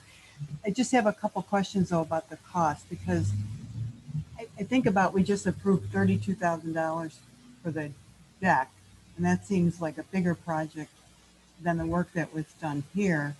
And then I think about the Vegas and what we gave them for the work that they did. So I think obviously you're going to look at the invoices and all the work has to be done before the payment is made. But I'd like to see a revision to the resolution to say a facade grant in the amount of up to $29,175, just so that there's no problems. And I think that should be the same in any grant moving forward, so that there's no pushback from anyone thinking that they're going to get X, and based on the actual invoices versus the estimates, it's actually Y. So if the board would be comfortable with that, I'd like to see that amendment. So Trustee Mason, will you amend your motion to say up to $29,175? from last meeting. No, just because you did this meeting, you have the your motion on the floor. Motion. So Trustee Dominique's asking us to amend the motion to say approve up to $29,175 based on staff's review of invoices. Would you be amenable to updating the motion, just include that language? You're fine with that again? Okay, I'm fine with it then. Do I have a second? I'll second. Hold on, let me, yeah. So I just don't want the back and forth. So the motion on the floor is amending the motion of Trustee Masek to state that the grant is approved up to the amount of $29,175. Do I have a second on that I'll motion? amend my second. Okay, so we have an amendment of the second. Any further discussion on that? All right, if not, please take roll.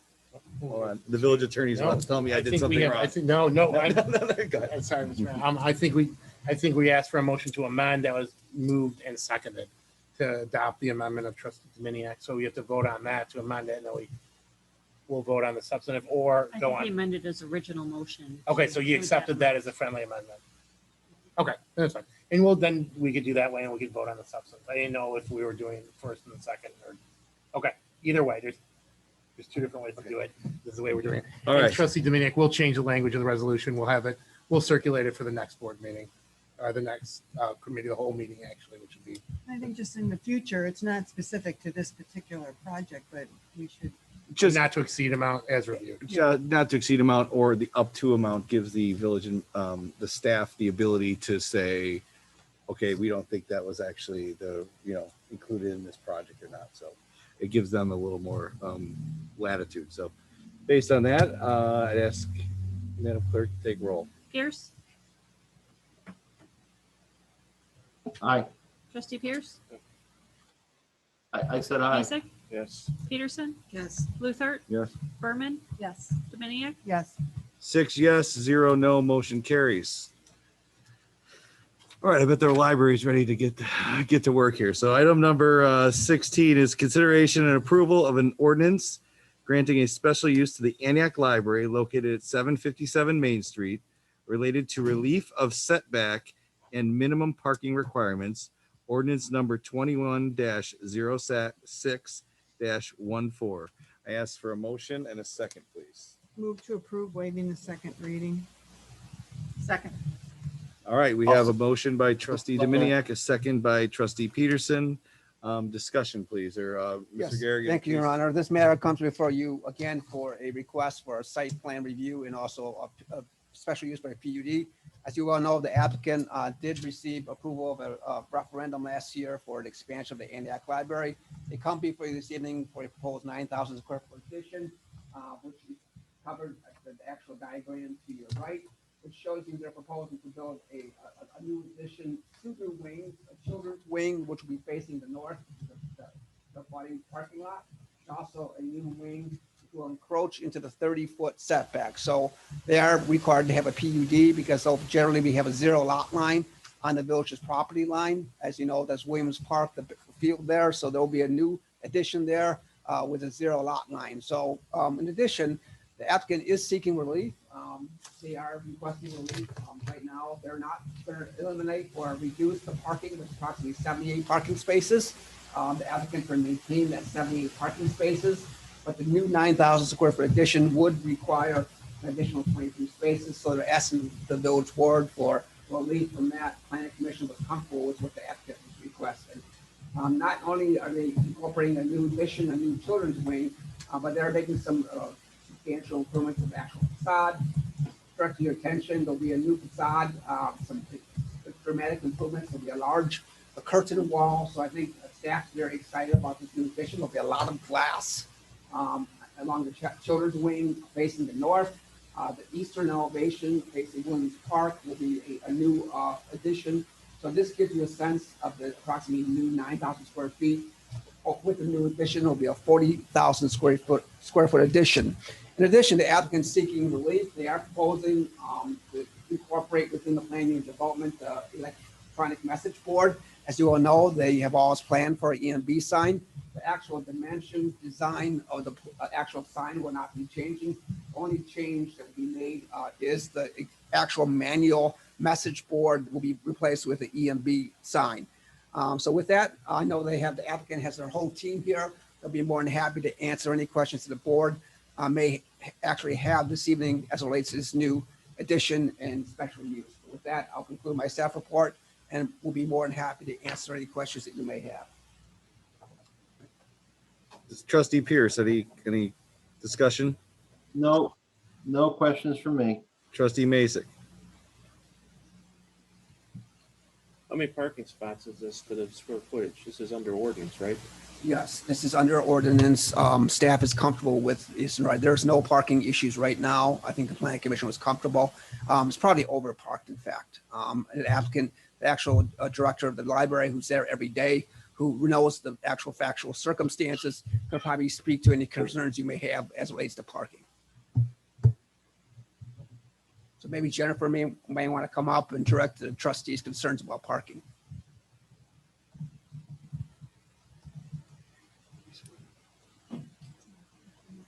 I'm bringing with me Rick McCarthy from Studio GC, our architect, and he's done a lot of research on parking. I don't know if you want to tell them some of those. Sure. Some of that information. I think he'd be a good one to answer. Sure, I could do that. Just quickly an overview of parking. So I'm a library architect. Libraries are what I do. And worked all over the country and all over the area. And parking requirements for libraries are really, like my work, all over the map. All right, so I think the local ordinance says 1 per 400 square feet, if I remember, of gross square feet of library. In places that I have personally worked, I've seen ordinances vary from 1 for every 250 square feet of building to 1 per every 1,000 square feet of building. And the reason I say that is that to say it's not rocket science and there's no exact number. They're all over the board. And so typically we find it best when we can to rely on the experience of the people who are running the library and what they think and approach forward. So we personally don't feel that this is going to be a problem, and that we've done plenty of libraries at this parking rate and without problem. And I think it will be okay. One really great thing about the library being in downtown Antioch is that we're so walkable. We have so many families that come with their children. They love to walk into town. They're walking with their strollers. And so when you drive by the library, I can tell you almost, I've seen the library lot full, I think when we had our solar eclipse party, but usually we're never full. It depends, people stop in, get what they need and go. Some people stop and stay for a while, but I've not experienced any kind of problem with parking and don't really anticipate it with this. Here's my thought process. You get this new EMB sign, Mhm. huge, because I'm a fan of them. Mhm. And you're going to put events out there, huge. People are going to know what you're doing now. People are going to say, holy, I didn't know they were doing that. And you're going to have more people come to the library because they didn't know, geez, you're doing that? That's our hope. And That's I your think, hope. yes. That's a concern Yes. because you're going to have a message board out there letting people know what you do. I think, one other It's going thing, to be a whole different, it's going to be a different animal because people are going to be informed. Where you guys have so many mechanisms in that place, nobody knows exactly what you guys do. well, one other thought that I have is that right now we definitely, everybody knows when you use the Little League, I played ball in the Little League, people park in the library lot, in our public lot. And when things get really busy for the record shop, they have their special days. We let them park in our lot too. And I feel like it's a very community oriented town. And we have the pool lot and Williams Park lot. And so if there was some huge event, like I could say Wizards Weekend, that's huge. We have 150 kids that come through with their families. And for that event, the chamber asks families to park at the elementary school parking lot. So I feel like when we know we're going to have a really big event, we will work with partners like we do right now. I just hope it's every week. Yeah, every day around the clock. Let me, and one other bit of context. When we first started working with the library trustees, they knew they needed work to be done, didn't know what it was yet. We had to help them figure out what had to happen there. And, they were asking us, do we need to have a new building? And I wanted to do it personally within the existing structure, just because a new library for this community would have been almost certainly out of downtown, someplace else, and a lot more expensive. And so knowing that we require some help with the village for something like parking is one of the costs of keeping it as one end of the anchor of downtown. That's the way I see it anyway. All right, well, thank you. Trustee Peterson, any questions before they go back to their seats? No questions. Trustee Bluthart, any questions before they go back to their seats? Nope. Trustee Bourbon, Trustee Dominiac. At the planning and zoning meeting, there was a discussion about the EMB sign and whether or not it fit the recently amended sign code, and you agreed that you would follow that sign code. This picture that we're looking at is not indicative of that, correct? Because you're going to put things along the side. Michael, is that? That's correct. We, as you know, Director the Garrett? actual review of all signs is administrative. So the applicant has not submitted the revised sign. They did agree at the planning commission to incorporate some architectural elements. Probably won't be columns, but there'll be some more type of architectural elements which will be incorporated within the sign, which will incorporate in the overall design format, design approach of this building. So that will review that administratively somewhere down the road. We'll do whatever is required there. And the reason I bring that up is because I think this was a really terrific example of how we set an expectation and a standard We had a petitioner come that didn't meet the standard. The planning and zoning raised the question. Petitioner was willing to meet the standard, which is really what we're trying to do here. So I want to thank you for that, and glad that we're going to be taking that extra step at this time. But other than that, it's great. Thank you. Thank you. We love working with y'all. All right. Well, you might be back up here because you're on the next one too. But any other discussion? All right. If there's no discussion, I ask the clerk to take roll call. Pierce, Aye. Mason, Yes. Peterson, Yes. Luther, Yes. Berman, Yes. Dominiac. Yes, 6 voting yes, 0 voting no, motion carries. Next one is consideration and approval of a site plan for the Antioch Library located at 757 Main Street, Resolution 21-40. I'll look for a motion and a second, please. so moved. Second. All right, motion from trustee Dominiac, second trustee Peterson. Discussion on this resolution. Michael, do you just want to give a brief? Again, the applicant is seeking this evening a site plan for approximately 9,000 square feet. Again, they're proposing 2 new additions along the front elevation. I think the architecture is what you're probably most concerned about. So this is what the building will look like. The first elevation, facade is facing north. The second facade is the facade facing Williams Street. And then you also have the new facade facing Williams Park, the eastern perimeter. But again, the general same architectural style, design, materials, a lot of glass is now being incorporated into this new 9,000 square foot addition. In addition, the applicant is incorporating within the landscape a new walkway. So there'll be a curvilinear walkway. A couple pieces of sculpture are actually being replaced. As you know, the arcade will now include a new children's wing. So arcade, the current existing arcade in the front elevation, front facade is being replaced with a new children's wing. And therefore, there are a couple bike racks, some benches, there's a statue, actually a nice piece of sculpture. It's all being relocated to Main Street. So it'll be a new curvilinear pathway on Main Street. What is not, which will be exciting, is the applicants agreed to add some additional landscaping. So there'll be some more ornamental. So this whole area along Main Street, right along here, will be a lot more green and probably pedestrian friendly. So staff's looking forward to that change. So that just gives you a synopsis of the proposed site plan itself. All right, thank you, Mr. Garrigan. Any discussion from the board? I can't see trustee Pierce, but trustee Pierce, do you have any discussion? Yes, I'm looking at this diagram here.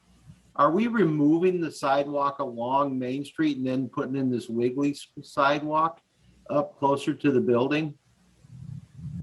Is that what I'm seeing? Yeah, no, the actual public right of way, the existing sidewalk, trustee Pierce, is located in the village's right of way. So what you're seeing there is a property line. So there'll be a new pathway within the applicant's property line, which is the curvilinear pathway, which will be pavers.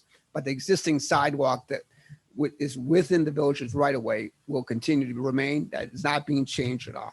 Okay, thank you. Trustee Masek, No question. trustee Peterson, No questions. trustee Bluthart, No question. trustee Berman, No questions. trustee Dominiac. No question. All right, any further discussion? If no further discussion, I'll ask for a roll call. Pierce, Aye. Mason, Yes. Peterson, Yes. Luther, Yes. Berman, Yes. Dominiac. Yes, 6 voting yes, 0 no, motion carries. Number 18 on the agenda tonight is consideration and approval of an ordinance amending the intergovernmental agreement establishing the Solid Waste Agency of Lake County, Illinois, ordinance number 21-06-15. I'll ask for a motion and a second. So moved. Waiving the second reading. second. All right, I have a motion from trustee Peterson waiving the second reading, a second. Any discussion? And I won't be offended if you guys want to go. Yeah, I won't be offended if the library board wants to leave. Yes. Any discussion? Yeah. All right.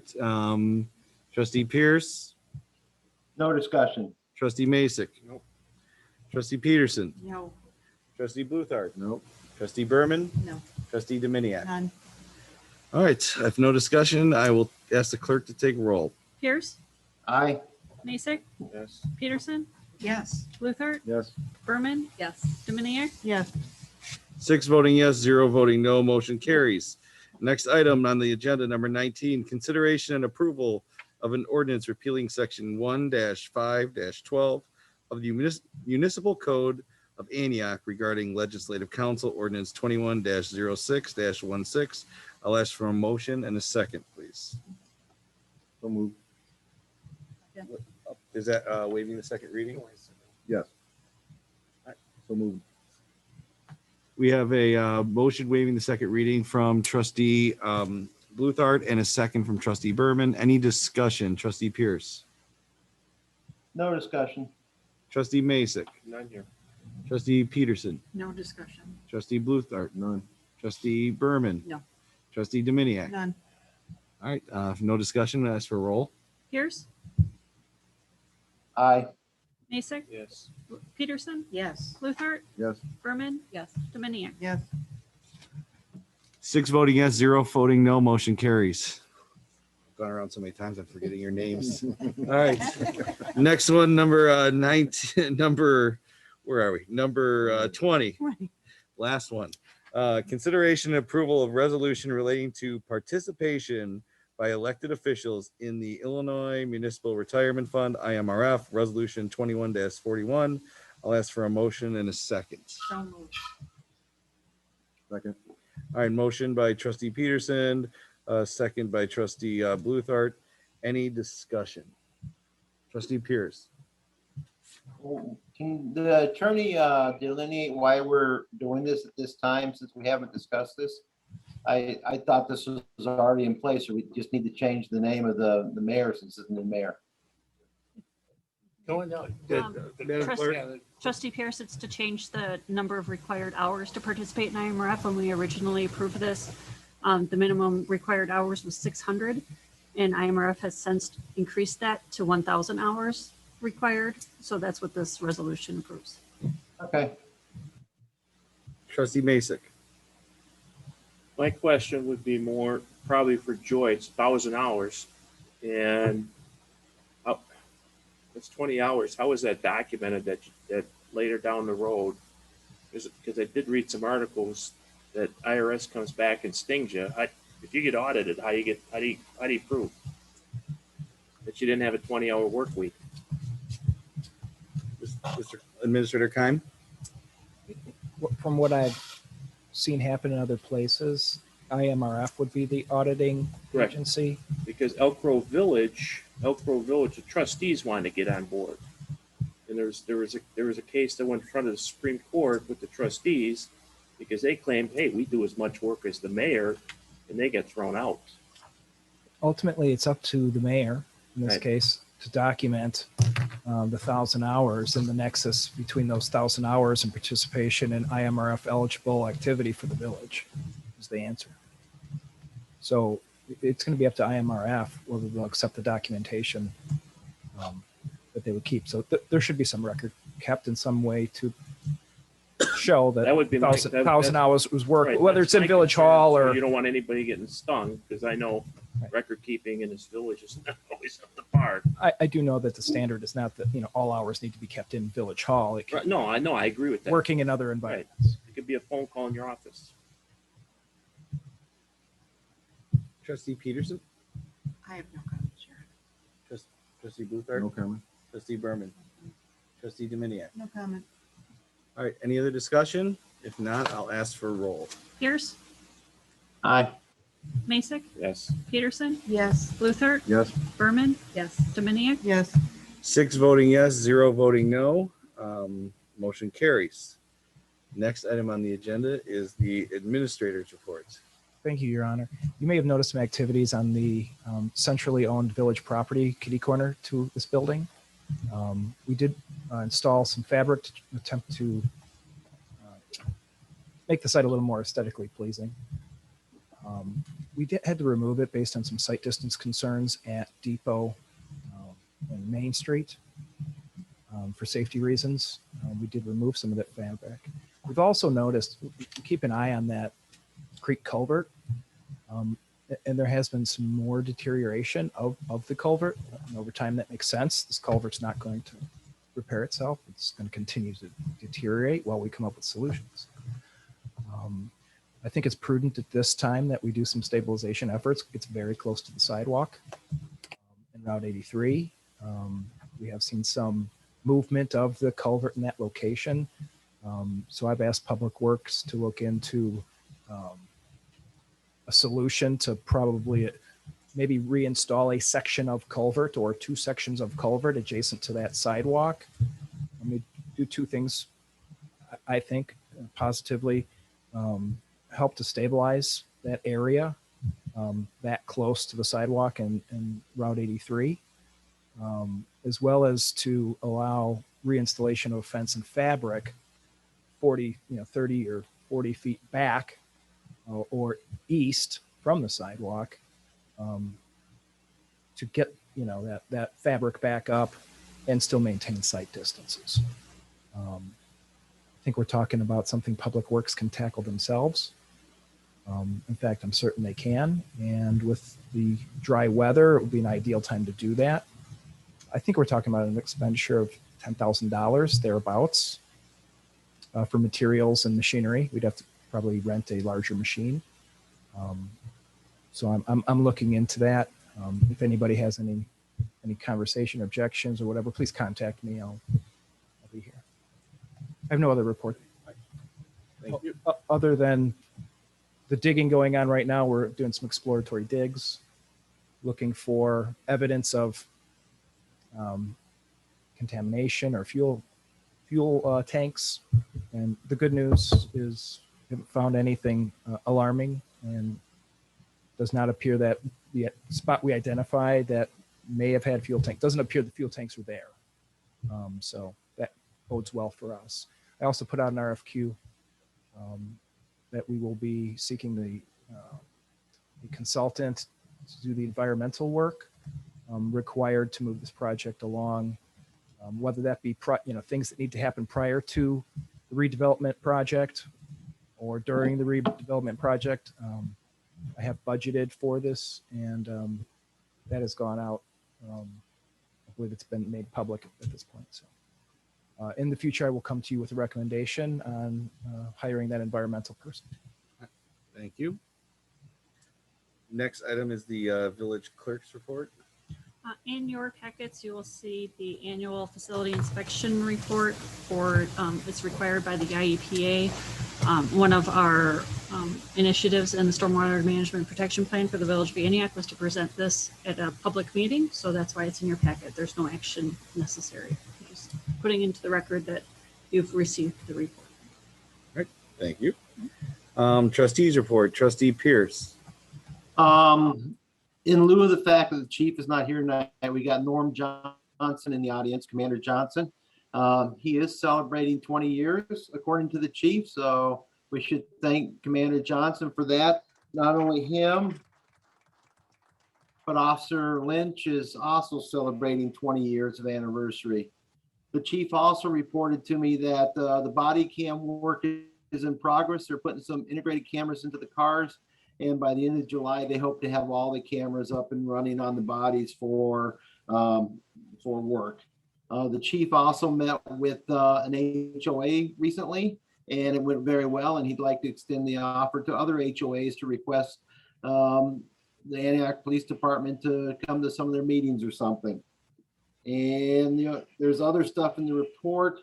The biggest thing that's in there that I see is our officers. We're down some officers, so please have patience with our police department. They're out there busting their humps, and it's pretty hot outside. So have some patience. Thank you very much. Thank you, and thank you, Officer Johnson. It was nice of Jeff to bless you with a 20 item agenda for your 20th anniversary meeting. Did you just for the record? Did you guys do the torch run, and how did that go? We did. We had, I think, 5 or 6 officers and CSOs, and then we actually had another family members, as young as a 5-year-old that rode the whole way with us, and it went great. All right, thank you. All right, Trustee Masek. Mine was emailed out to everybody. Trustee Peterson.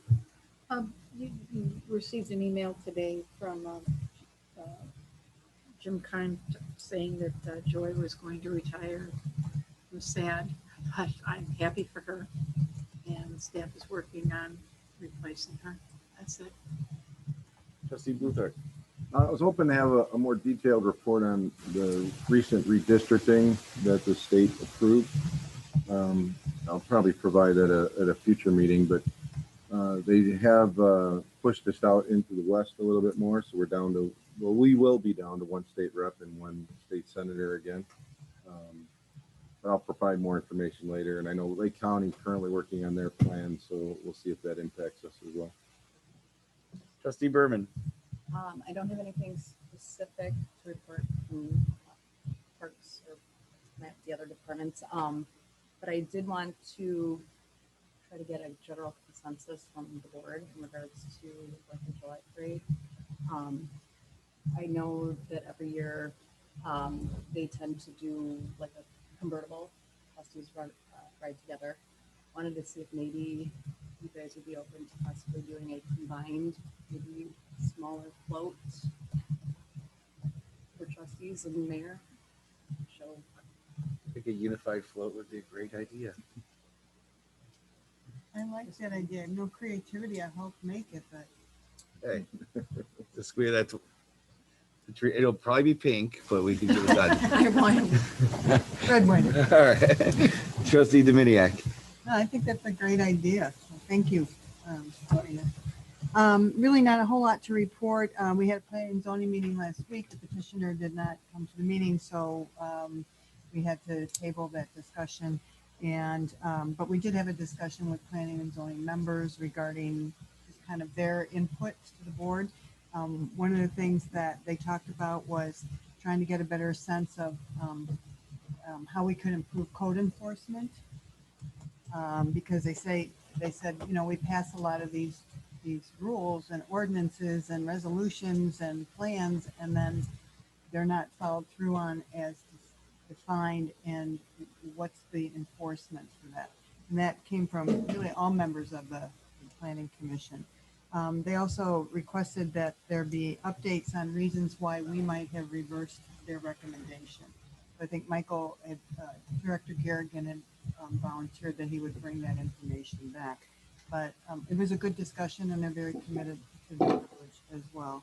The only other question that I have is with summer and outdoor eating, and I guess I can direct this to my 20-year veteran Commander Johnson, but is there any way, and I know everybody's stretched thin, but the noise on Main Street and Lake Street seems to violate the noise ordinance. So, and a couple of the restaurants that I've been at, they said, can't we do anything with the noise? And I know the police can't sit there all the time, but I don't know what, if anything, we can do. Specific to motor vehicle? Motor vehicles, radio? I'm sorry, yeah.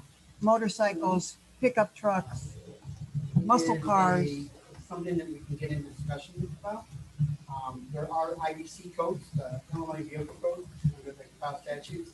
That do say certain distances, but it's also based on a decimal, an actual device that you have to be able to say that it was over this level within X amount of feet. I know that it occurs, because I hear people come by in their motorcycles as well as convertibles. I'm not going to see a lot of people that are in your cars or in the bikes that happen both ways. Generally, they continue to pass on, and you don't receive a lot of complaints, but certainly, yeah, it's something that we would be able to look into. My favorite was watching a motorcycle do a wheelie down Main Street. That's completely different. I would be comparing That was Larry. noise, as much as it might be a pollution to other people's ears, as a temporary more retort, as opposed to safety, health and safety of the person doing the wheelie. That would be more of something, a direct action we would take on the spot, as opposed to trying to figure out how we can do that allowed in the future. We just want to be supportive of the businesses that are embracing. Would you ever have a decimal meter on that?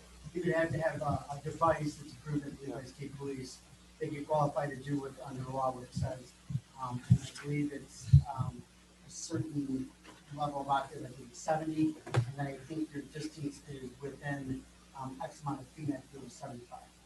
And I don't even know how you enforce it, but maybe just make everybody aware that.